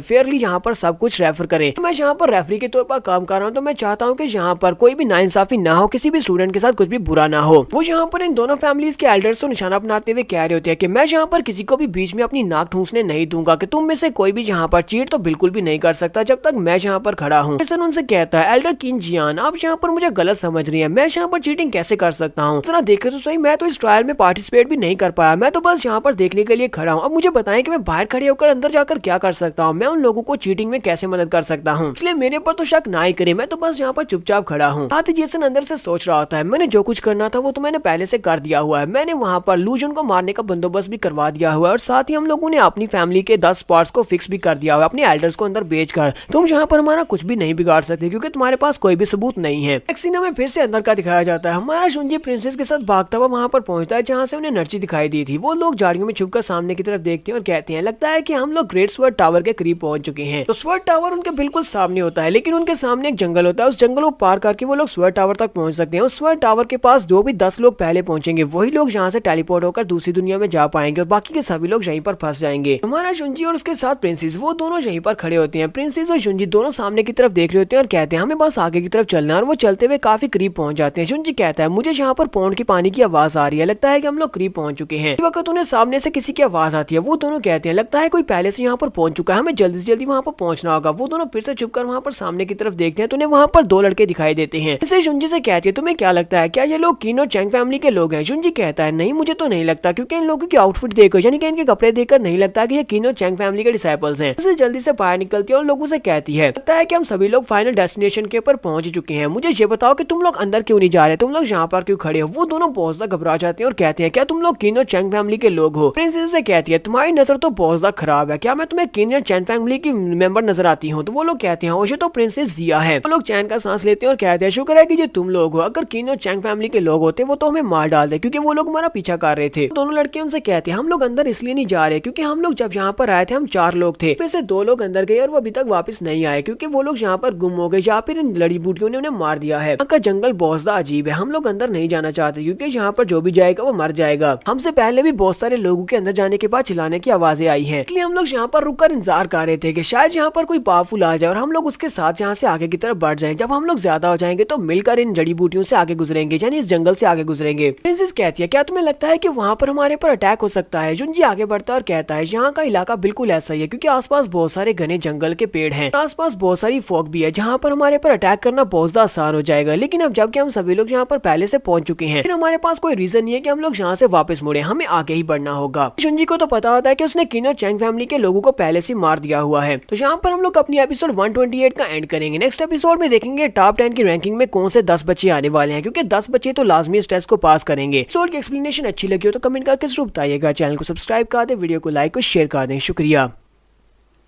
तो गाइस कैसे हैं आप सब लोग। स्वर्ड किंग के एपिसोड 129 के साथ हाजिर हो। तो लास्ट एपिसोड के एंड पे हमने देखा था कि हमारा जुंजी और प्रिंसेस जिया दोनों ही लास्ट बॉर्डर लाइन के ऊपर पहुंच चुके हैं। उस लास्ट बॉर्डर लाइन के ऊपर वो लोग टावर के बहुत ज्यादा करीब हैं। उस एंशिएंट स्वर्ड टावर के करीब पहुंचने के बाद वहां से सिर्फ और सिर्फ 10 लोग ही बाहर निकल पाएंगे। सभी लोग भी इंतजार कर रहे हैं कि कौन यहाँ पर से 10 लोग ऐसे होंगे जो निकलने वाले हैं। उनके पास आखिरी टेस्ट होता है, उन्हें घने जंगल को पार करते हुए स्वर्ड टावर तक पहुंचना होता है। इस एपिसोड की शुरुआत में बाहर का सीन ही दिखाया जाता है। बाहर का सीन दिखाते हैं, वहाँ पर एनर्जी निकलती है और वो सभी लोग कहते हैं लगता है कि पॉन्ड के अंदर से पहला बंदा बाहर निकलने वाला है। देखते हैं कि कौन यहाँ पर सबसे पहले बाहर निकलेगा। सभी लोग बहुत ज्यादा बेचैन होते हैं देखने के लिए कि कौन यहाँ पर बाहर निकलने वाला है। तो उसी वक्त एक लड़का वहाँ से बाहर निकलता है जिसका नाम वूजी जिया होता है, लू रेन जिया। तो ये देखकर किन और चैंग फैमिली के एल्डर साथ में जेसन वो तीनों ही बहुत ज्यादा हैरान होते हैं और कहते हैं ये क्या बकवास है, ये तो किन और चैंग फैमिली दोनों में से नहीं है, ये कौन सी फैमिली का लड़का है जो यहाँ पर कैसे निकला है। उसी वक्त उन्हें साइड के ऊपर से सेकंड एनर्जी वेव महसूस होती है। वो लोग कहते हैं लगता है एक और निकलने वाला है, चलो देखते हैं कि अब यहाँ पर कौन निकलने वाला है। दूसरा लड़का भी उसी लड़के के क्लैन का मेंबर होता है, वो उसका दोस्त होता है। वो बाहर निकलते ही कहता है मुझे तो यकीन नहीं हो रहा कि मैं पहले नंबर पर यहाँ पर आया हूँ। दूसरा कहता है मुझे यकीन नहीं हो रहा कि मैं दूसरे नंबर पर यहाँ पर बाहर निकला हूँ। दोनों तो टॉप 10 की रैंकिंग में पहली और दूसरी पोजीशन के ऊपर हैं। दोनों वहाँ पर एक दूसरे को देखकर बहुत ज्यादा खुश हो रहे होते हैं। जबकि यहाँ पर कियामो को ये देखा नहीं जाता। एल्डर किन चिल्लाकर कहते हैं यहाँ पर ये क्या बकवास हो रही है, तुम दोनों बेवकूफ कहाँ से निकले हो, तुम दोनों बेवकूफ यहाँ पर आए कैसे हो। ये बताओ कि किन और चैंग फैमिली के लोग कहाँ पर है। हमने इतने सारे डिसाइबल्स को भेजा था, सिर्फ इसलिए नहीं भेजा था कि तुम जैसे दो बेवकूफ लोग हमारे किन और चैंग फैमिली की दोनों पहली पोजीशंस को ले लो। ये तो इस बात की बिल्कुल भी समझ नहीं आ रही। तो जेसन उनसे कहता है एल्डर किन प्लीज शांत हो जाए, अभी तो सिर्फ 2 लोग हैं, हो सकता है गलती से ये दोनों लोग वहाँ पर पीछे से निकल आए हों। बाकी के 8 लोग बाकी हैं। बाकी के 8 लोग तो हमारी किन और चैंग फैमिली के लोग ही होने वाले हैं। तो आपको यहाँ पर ज्यादा टेंशन लेने की जरूरत नहीं है। उसी वक्त फिर से वहाँ से रोशनी निकलती है। वो लोग कहते हैं तो यहाँ पर तीसरी प्लेस के ऊपर भी कोई निकलने वाला है। तो इस बार प्रिंसेस जिया होती है। वो सभी लोग कहते हैं अब ये लड़की कहाँ से आ गई, ये तो जिया किंग चैंग है। जिया किंग चैंग के तो जितने फैन होते हैं वो सभी लोग उसे देखकर बहुत ज्यादा खुश हो रही होती है, लाट टपका रही होती है और कहते हैं जी तो वाकई में हमारी प्रिंसेस है, हमें पता था कि प्रिंसेस कर लेगी, प्रिंसेस अंदर नहीं रहने वाली, अगर वो वहाँ पर मर जाती तो एक ब्यूटी जाया हो जाती। ये बहुत ही अच्छी बात है कि वो यहाँ पर बाहर निकल आई है। सन चैंग बेचारा तो वहीं पर पत्थर का बन जाता है और साथ में उसकी फैमिली के लोग भी काफी गुस्सा हो रहे होते हैं। बाकी के सभी लोग भागते हुए प्रिंसेस के पास चले जाते हैं और खुशियां मना रहे होते हैं कि वो तीनों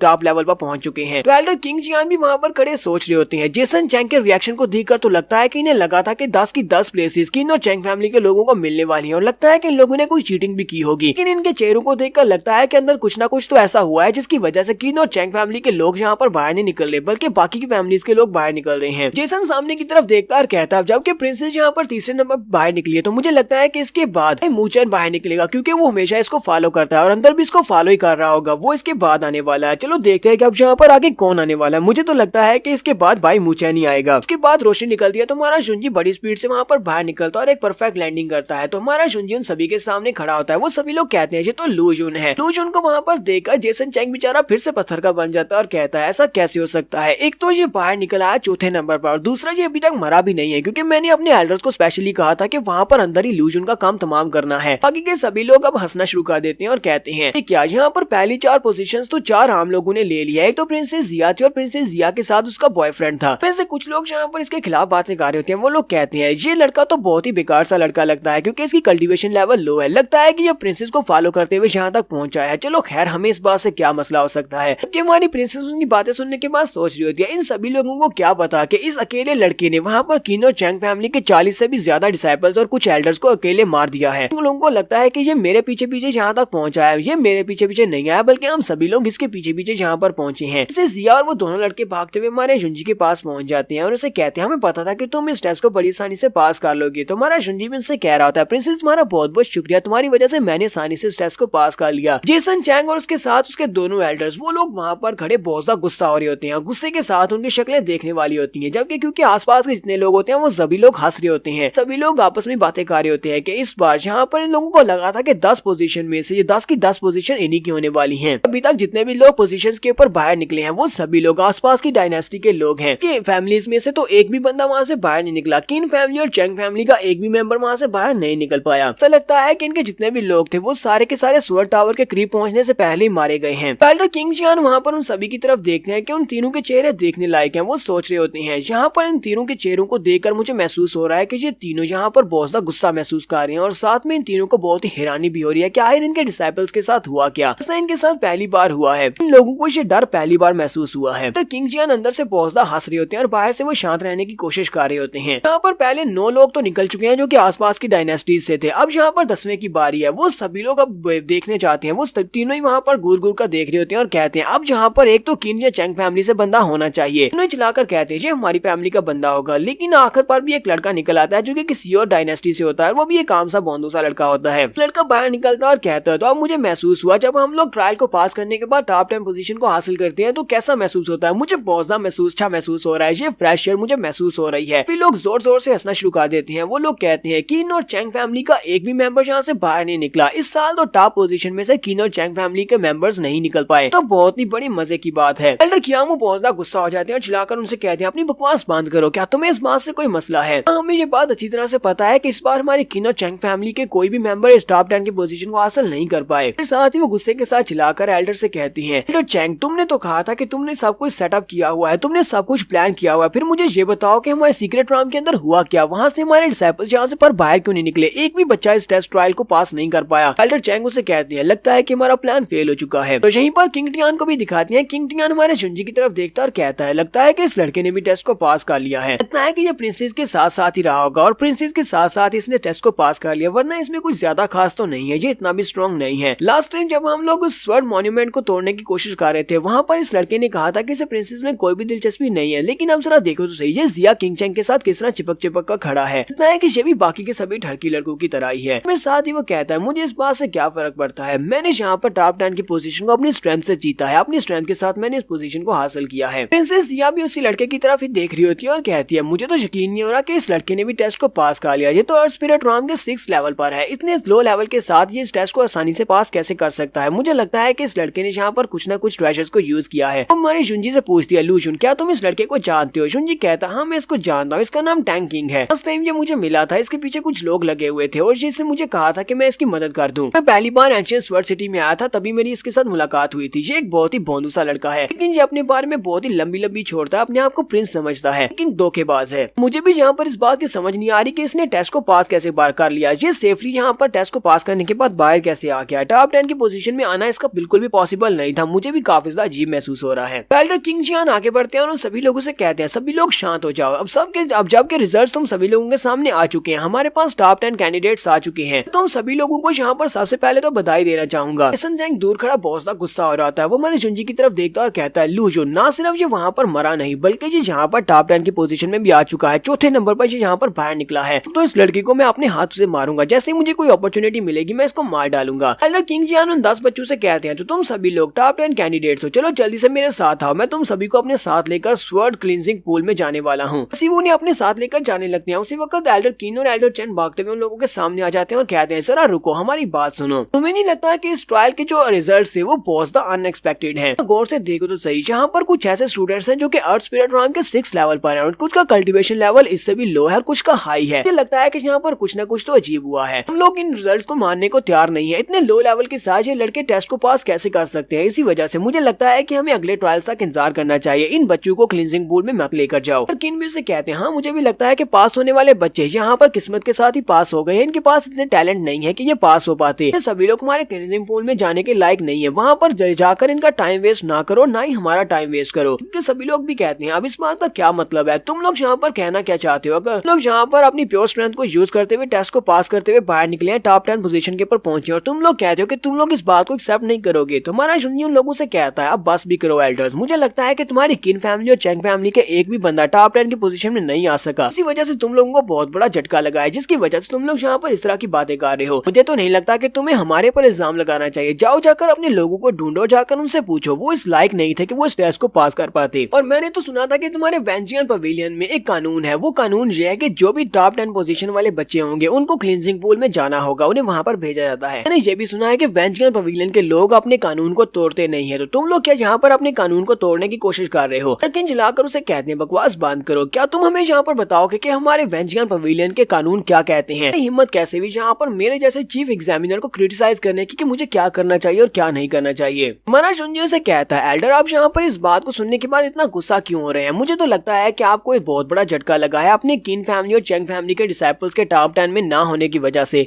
आप इन रिजल्ट्स को मानने से मना कर रहे हैं। बाकी के सभी लड़के भी उनसे कहते हैं, जब हम लोग ट्रायल ग्राउंड के ऊपर थे वहाँ पर तुम्हारी किन और चेंग फैमिली के लोगों ने हमें मारने की कोशिश की। लगता है कि तुम लोगों ने यहाँ पर बहुत ही परफेक्ट प्लान बनाया हुआ था, लेकिन तुम्हारे डिसाइपल बहुत बेकार निकले जो कि तुम्हारे प्लान को सपोर्ट नहीं कर पाए, जिसकी वजह से तुम लोग इस सब में नाकाम रहे हो। इस वजह से अब तुम लोग इस बात को एक्सेप्ट नहीं कर पा रहे कि तुम्हारे किन और चेंग फैमिली के लोग इतनी मेहनत करने के बाद भी इनकी पोजीशंस को हासिल नहीं कर पाए। तो तुम लोग यहाँ पर अपने वेंचियन पवेलियन के रूल्स को भी तोड़ने पर तुल आए हो, तुम लोग यहाँ पर कानून को तोड़ रहे हो। एल्डर किन भी उन सभी की बातें सुनने के बाद काफी घबरा जाते हैं। उन्हें लगता है कि शायद उनकी पोजीशन छिन जाएगी, इसी वजह से वो खामोश हो जाते हैं। तो यहाँ पर हम लोग अपनी एपिसोड 129 का एंड करेंगे। नेक्स्ट एपिसोड में देखेंगे कि इनका क्या बनेगा, क्या हमारा जुंजी वर्ल्ड वॉशिंग पूल में जा पाएगा या नहीं। तो एपिसोड की एक्सप्लेनेशन अच्छी लगी हो तो कमेंट करके जरूर बताइएगा। चैनल को सब्सक्राइब कर दे, वीडियो को लाइक और शेयर कर दें। शुक्रिया। तो स्वर्ड किंग के एपिसोड 130 के साथ हाजिर हूं। तो लास्ट एपिसोड के एंड पे हमने देखा था कि हमारा जुंजी जब एल्डर किन को उसका आईना दिखाता है कि तुम्हारे डिसाइपल्स यहाँ पर पास नहीं हो पाए, किन और चेंग फैमिली के डिसाइपल्स की वजह से तुम हम सभी के ऊपर भी इल्जाम लगा रहे हो कि हम लोगों ने इस टेस्ट को ठीक से पास नहीं किया, तुम हम सभी को यहाँ से फेल करवाना चाहते हो। बाकी के सारे बच्चे भी वहाँ पर बोलना स्टार्ट कर देते हैं। वो कहते हैं हाँ हमें भी ऐसे ही लगता है, इनकी अपनी किन फैमिली और चेंग फैमिली से कोई भी डिसाइपल टॉप 10 की पोजीशन में नहीं आ सका, इसी वजह से ये हमारे साथ ये सारा भेदभाव कर रहे हैं। जेसन के फादर तो वहाँ पर चुपचाप खड़े होते हैं क्योंकि उन्हें पता होता है कि ये पासा उल्टा पड़ चुका है, और एल्डर किन भी पर काफी ज्यादा घबरा जाते हैं। एल्डर किंग जियान उन लोगों से कहते हैं, अब मुझे ये बताओ क्या तुम्हें इन लोगों से कोई और सवाल पूछने या फिर मैं इन सभी को अपने साथ लेकर स्वर्ड पूल में चला जाऊं। के डैड वहाँ पर सोच रही होती है, मैं यहाँ पर और कोई भी सीन क्रिएट नहीं कर सकता क्योंकि इस वक्त मेरे आसपास दूसरी बहुत सारी डायनेस्टीज के रिप्रेजेंटेटिव्स मौजूद हैं, यानी कि दूसरी जितनी भी डायनेस्टीज हैं उनके पावरफुल लोग यहाँ पर आए हुए हैं। मैं सारी की सारी डायनेस्टीज के साथ तो पंगा बिल्कुल भी नहीं ले सकता, इसी वजह से फिलहाल के लिए इस बात को यहीं पर खत्म करते हैं। तो एल्डर किंग जियान कहते हैं, तो फिर ठीक है ये सेटल हुआ, अब तुम्हें इस बात से कोई मसला नहीं है, तो मैं इन सभी लोगों को अपने साथ लेकर वॉशिंग पूल की तरफ जा रहा हूँ। वो अपने सामने के पोर्टल को ओपन करते हैं और सारे बच्चों को लेकर अपने साथ आगे की तरफ बढ़ जाते हैं। तो उनके साथ टोटल 10 बच्चे होते हैं। ये सारे के सारे 10 बच्चे जो कि टॉप 10 की पोजीशन पर आए हैं, इन सभी को वॉशिंग पूल में जाने दिया जाएगा। नेक्स्ट सीन हमें उस पोर्टल की दूसरी तरफ का दिखाया जाता है। उस पोर्टल की दूसरी तरफ एल्डर किंग जियान सबसे आगे आगे होते हैं और वो सारे बच्चे उनके पीछे होते हैं। जैसे वो लोग वहाँ पर निकलते हैं दूसरी तरफ तो उन लोगों को सामने दिखाया जाता है, वहाँ पर एक पूल होता है, पानी से भरा होता है। वो लोग कहते हैं क्या ये वाकई में वही स्वर्ड वॉशिंग पूल है जिसके बारे में बताया गया था, ये तो बहुत ज्यादा खूबसूरत है। तो एल्डर किंग जियान उन लोगों से कहते हैं, क्या तुम्हें पता है कि यहाँ पर हर 100 साल के बाद बहुत ही पावरफुल सी वेव निकलती है, जिसकी वेव की एनर्जी को एब्जॉर्ब करने के बाद तुम लोग अपनी अपनी पावर्स को लेवल अप कर सकते हो। आज 100 साल के बाद वही दिन है और तुम लोगों ने यहाँ पर ये राइट हासिल किए हैं। हमारा जुंजी भी वहाँ पर कुछ महसूस करता है। जुंजी कहता है, मुझे एक तलवार का टुकड़ा मिला था, स्वर्ड स्टाइल के अंदर से मुझे तलवार का एक टूटा हुआ टुकड़ा मिला था और मुझे लगता है कि वो यहाँ पर रेजोनेट कर रहा है, जैसे कि उसका दूसरा बाकी का हिस्सा यहीं पर मुझे मिलने वाला है। सभी लोग ऊपर से नीचे उतर आते हैं, उस वॉशिंग पूल के पास आकर खड़े हो जाते हैं। जुंजी कहता है, यहाँ पर जितना ज्यादा हम लोग इसके करीब होते जा रहे हैं उतना ज्यादा यहाँ पर एनर्जी मुझे महसूस हो रही है, यहाँ पर उतनी ज्यादा रेजोनेंस भी बढ़ती जा रही है, जैसे कि वाकई में उस तलवार का दूसरा टूटा हुआ टुकड़ा मुझे यहीं पर मिलने वाला है। तो सभी लड़के जल्दी से भागते हुए पानी के अंदर जाने वाले होते हैं और कहते हैं चलो जल्दी से चलते हैं। जैसे वो भागकर आगे जाने लगते हैं, एल्डर किंग जियान उनसे कहते हैं, जरा रुको मेरी बात सुनो, इससे पहले कि तुम सभी लोग स्वर्ड वॉशिंग पूल के अंदर चले जाओ, मैं तुम्हें कुछ बात कहना चाहता हूँ, मैं तुम्हें कुछ समझाना चाहता हूँ। तो उनको यहाँ पर स्वर्ड पूल के बारे में बताने वाले हैं कि यहाँ पर नीचे क्या होने वाला है। उन्हें बताते हैं कि ये स्वर्ड पूल पिछले कई हजार साल से यहीं पर है, पिछले कई हजार साल से हम लोग यहाँ पर इसको यूज कर रहे हैं। जो लोग भी यहाँ पर एंटर होते हैं,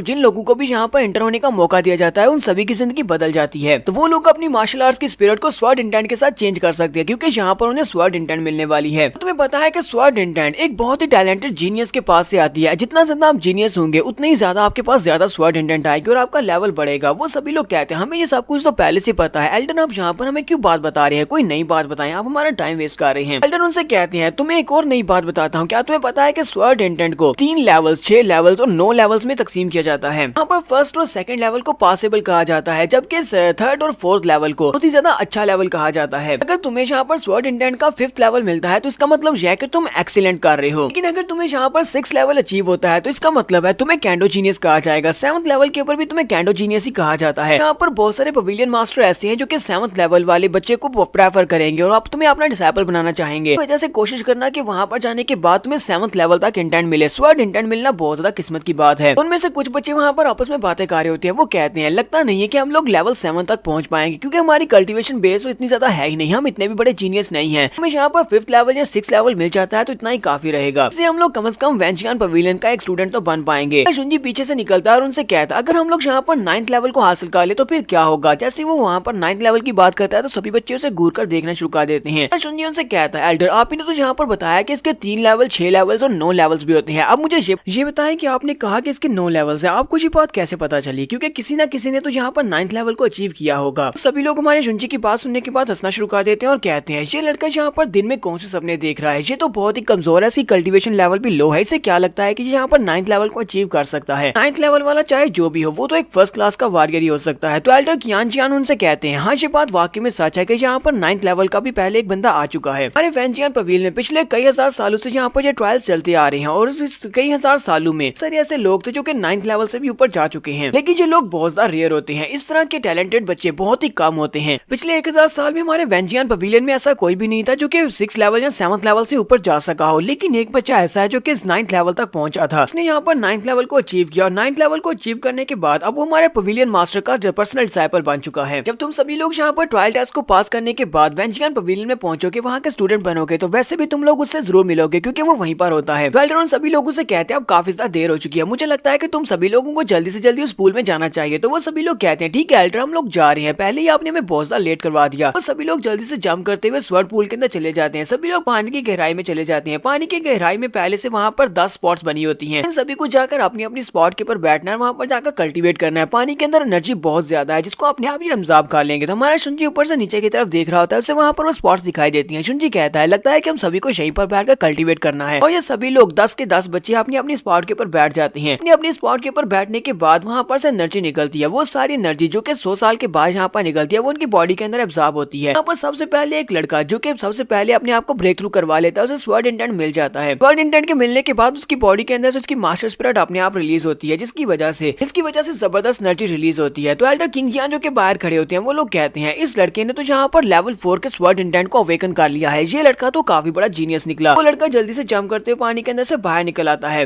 लेकिन साथ ही वो चिल्लाकर कहता है अगर मैं यहाँ पर सिर्फ और सिर्फ एक और लेवल को अचीव कर लेता, मैं 5th लेवल पर पहुंच जाता, यहाँ पर वेंचियान पवेलियन के किसी मास्टर का पर्सनल डिसाइपल बन सकता था। ये तो बड़े अफसोस की बात है। फिर साथ ही वो तैरता हुआ वहाँ से बाहर चला जाता है। शुंजी उस लड़के की तरफ देखता है और कहता है सभी लोग यहाँ पर स्वर्ड इंटेंट को पता नहीं क्या समझ रहे हैं। स्वर्ड इंटेंट का मतलब कैंडो है और कैंडो का मतलब यह है कि हमारी कल्टीवेशन बेस क्या है। स्वर्ड इंटेंट के लिए हमारी तलवारबाजी की समझ ज्यादा होनी चाहिए। अगर हमारे पास तलवारबाजी की समझ ज्यादा बेहतर है, यानी कि हमें टेक्निक्स के बारे में ज्यादा अच्छे से पता है कि तलवार को कैसे यूज करना है, तो हमें उतना ज्यादा स्वर्ड इंटेंट यहाँ पर मिल सकता है। तो शुंजी अपनी आंखें बंद कर लेता है और कहता है चलो देखते हैं कि मुझे यहाँ पर कौन से लेवल का स्वर्ड इंटेंट मिलने वाला है। तो शुंजी जब वहाँ पर अपनी आंखें बंद करके बैठा होता है तो वहीं एक स्पिरिट को भी दिखाया जाता है जो कि एक सोल होती है, जो एक सोल वेपन है। वो लड़की वहाँ पर सभी को देख रही होती है, लेकिन स्पेशली हमारे शुंजी की तरफ उसका ध्यान जाता है क्योंकि हमारे शुंजी के पास किंग लियान स्वर्ड बॉडी होती है। कहती है ये तो बहुत ही अमेजिंग टैलेंट है, पिछले कई हजार साल में यहाँ पर बहुत सारे बच्चे आ चुके हैं, लेकिन उनमें से कोई भी ऐसा नहीं था जिसका टैलेंट इस लड़के तक पहुंच सके, क्योंकि इस लड़के ने इतनी कम उम्र में ही अपनी बॉडी को अपनी तलवार के साथ मैच किया हुआ है, यानी कि इसकी बॉडी ही इसकी तलवार है। अगर इस लड़के को यहाँ पर अर्थ स्पिरिट की एनर्जी मिल जाए तो उस सारी एनर्जी को ऑब्जर्व करने के बाद ये बड़ी आसानी से आगे प्रमोट हो सकता है। तो वो स्पिरिट हमारे शुंजी के पास ही आ जाती है और कहती है एंशिएंट टाइम में भी इस तरह की स्पिरिट को ढूंढ पाना बहुत ज्यादा मुश्किल था, ये ढूंढ पाना बहुत ज्यादा रेयर है। साथ ही वो रोना शुरू कर देती है और कहती है पिछले 10,000 साल से मैं यहीं पर हूँ, आराम से बैठी हुई थी, मैं इंतजार कर रही थी कब यहाँ पर कोई ऐसा है जो कि मुझे बियर कर सके, क्योंकि ये एक तलवार की स्पिरिट है, इसी वजह से वो इस तरह बात कर रही है। वो कहती है कि गार्ड ने फाइनली मुझे ये अपॉर्चुनिटी दे दी है, मुझे मेरा ऑनर मिल चुका है। साथ ही वो सामने वाली साइड के ऊपर आती है और शुंजी के चेहरे की तरफ देखकर कहती है और ऊपर से ये लड़का है भी बहुत ज्यादा हैंडसम। तो कहती है चलो यहाँ पर और ज्यादा देर किए बिना मैं अपनी स्पिरिट को इस लड़के की बॉडी के साथ जोड़ लेती हूँ ताकि मैं इसको अपना ओनर बना सकूँ। तो जैसे उसके माथे के ऊपर अपनी उंगली लगाती है और अपनी एनर्जी को उसकी माइंड के अंदर एंटर करती है ताकि उसके स्पिरिचुअल सी के अंदर जा सके। उसके स्पिरिचुअल सी के अंदर जाकर देखती है और कहती है चलो देखते हैं कि आखिर इसके स्पिरिचुअल सी के अंदर क्या क्या है। वो उसके स्पिरिचुअल सी के अंदर जाती है तो उसे वहाँ पर पहली तलवार का टूटा हुआ टुकड़ा दिखाई देता है। वो ये देखकर बहुत ही हैरान होती है और कहती है ये तो मेरी तलवार का टूटा हुआ टुकड़ा है, मैंने अपनी तलवार के 2 टुकड़े कर दिए थे, एक टुकड़ा इसके पास है। अब तो मुझे ये बात वाकई में कंफर्म हो गया कि इसे ह्यूमंस की तरफ से मेरे लिए भेजा गया। फिर से वो रोना शुरू कर देती है और साथ ही ब्लश भी कर रही होती है। साथ ही वो काफी ज्यादा खुश हो जाती है और कहती है लगता है कि ये लड़का मुझे जहाँ पर ढूंढने के लिए आया है, यही मेरी किस्मत में लिखा हुआ है। पिछले कई हजार साल से मैं यहीं पर थी और अब फाइनली यहाँ पर मुझे मेरा ऑनर मिल चुका है। अब इस लड़के के साथ मिलकर मैं अपनी स्ट्रेंथ को वापस से हासिल करूंगी और फिर से मैं टॉप के ऊपर पहुंच जाऊंगी, बाकी के सारे स्वर्ड्स के ऊपर राज करूंगी। तो उसे वहाँ पर काफी इवल सा ऑरा महसूस होता है। वो पीछे की तरफ घूमकर देखती है तो उसे वहाँ पर ब्लैक पिच स्वर्ड दिखाई देती है, पिच ब्लैक स्वर्ड दिखाई देती है। उसके साथ भी उसकी स्पिरिट होती है। वो उसे देखती बहुत ज्यादा घबरा जाती है और कहती है जाओ ही, तुम यहाँ पर क्या कर रही हो? कहीं ऐसा तो नहीं है कि तुम्हें भी यही लड़का पसंद आ गया, इसी वजह से तुम यहाँ पर हो? साथ ही वो उसे कहती है ये दुनिया तो बहुत ज्यादा छोटी है, कई हजार साल के बाद हम लोग दोबारा जहाँ पर एक दूसरे के सामने आ गए हैं। वो अपनी पावर्स को रिलीज करती है और जाओही के ऊपर अटैक करती है, जाओही यानी कि पिच ब्लैक स्वर्ड के स्पिरिट के ऊपर। तो वो जाओही भी आगे से हंसना शुरू कर देती है और साथ ही वो अपनी पावर्स को रिलीज करते हुए अपने सामने काफी सारे बैरियर्स बना लेती है। उसके बैरियर्स बहुत ज्यादा पावरफुल होते हैं क्योंकि वो एक पिच ब्लैक स्वर्ड है, इसी वजह से उसकी स्ट्रेंथ इसके ज्यादा होती है। साथ ही वो अपने हाथ में एनर्जी बॉल क्रिएट करती है और सामने की तरफ एक स्लैश लगाती है। उसकी स्लैश बहुत ज्यादा पावरफुल होती है। जो लाइटनिंग की स्पिरिट होती है वो इस अटैक को ब्लॉक नहीं कर सकती। वो पीछे की तरफ फटना स्टार्ट करती है और जल्दी से हमारे जुंजी के स्पिरिचुअल सी के अंदर से बाहर निकल जाती है। वो बाहर निकलने के बाद कहती है ये तो बहुत ही बुरा हुआ, मुझे नहीं पता था कि ये ब्लैक होल यानी जाओही और पिच ब्लैक स्वर्ड की मालकिन यहाँ पर होगी। इस लड़के ने तो पहले से यहाँ पर पिच ब्लैक स्वर्ड को अपनी बॉडी के अंदर रखा हुआ है। इसका मतलब यह है कि पिच ब्लैक ने इसके ऊपर भी कब्जा कर लिया है। इसका मतलब यह है कि ये लड़का पहले से अपनी इवल थॉट्स के हाथों से पोजेस हो चुका है। उन्होंने इसके ऊपर कंट्रोल किया हुआ है और अगर ये इसकी बॉडी के अंदर रहेगी तो एक दिन ये इसकी पूरी बॉडी के ऊपर कंट्रोल कर लेगी। हमारे जुंजी की बॉडी के अंदर से उसे बहुत सारा ब्लैक ऑरा निकलता हुआ महसूस हो रहा होता है और इसी के साथ ही जाओही हमारे जुंजी के स्पिरिचुअल सी के अंदर से बाहर निकल आती है। तो लाइटनिंग स्पिरिट उसको देखकर गुस्सा भी हो रही होती है और कहती है आज से कई हजार साल पहले हम दोनों की आपस में फाइट हुई थी और मैं इससे हार गई थी, और अगर आज इस लड़की ने यहाँ पर मेरे हाथ से इस लड़के को भी छीन लिया तुझे तो मेरे लिए बहुत बड़ी इंसल्ट की बात होगी। मैं इस लड़की को अपने हाथ से जाने बिल्कुल भी नहीं दे सकती, मुझे यहाँ पर इसके लिए फाइट करना होगी। तो यहाँ पर हम लोग अपनी एपिसोड 130 का एंड करेंगे। एपिसोड की एक्सप्लेनेशन अच्छी लगी हो तो कमेंट करके जरूर बताइएगा। चैनल को सब्सक्राइब कर दे, वीडियो को लाइक और शेयर कर दे। शुक्रिया।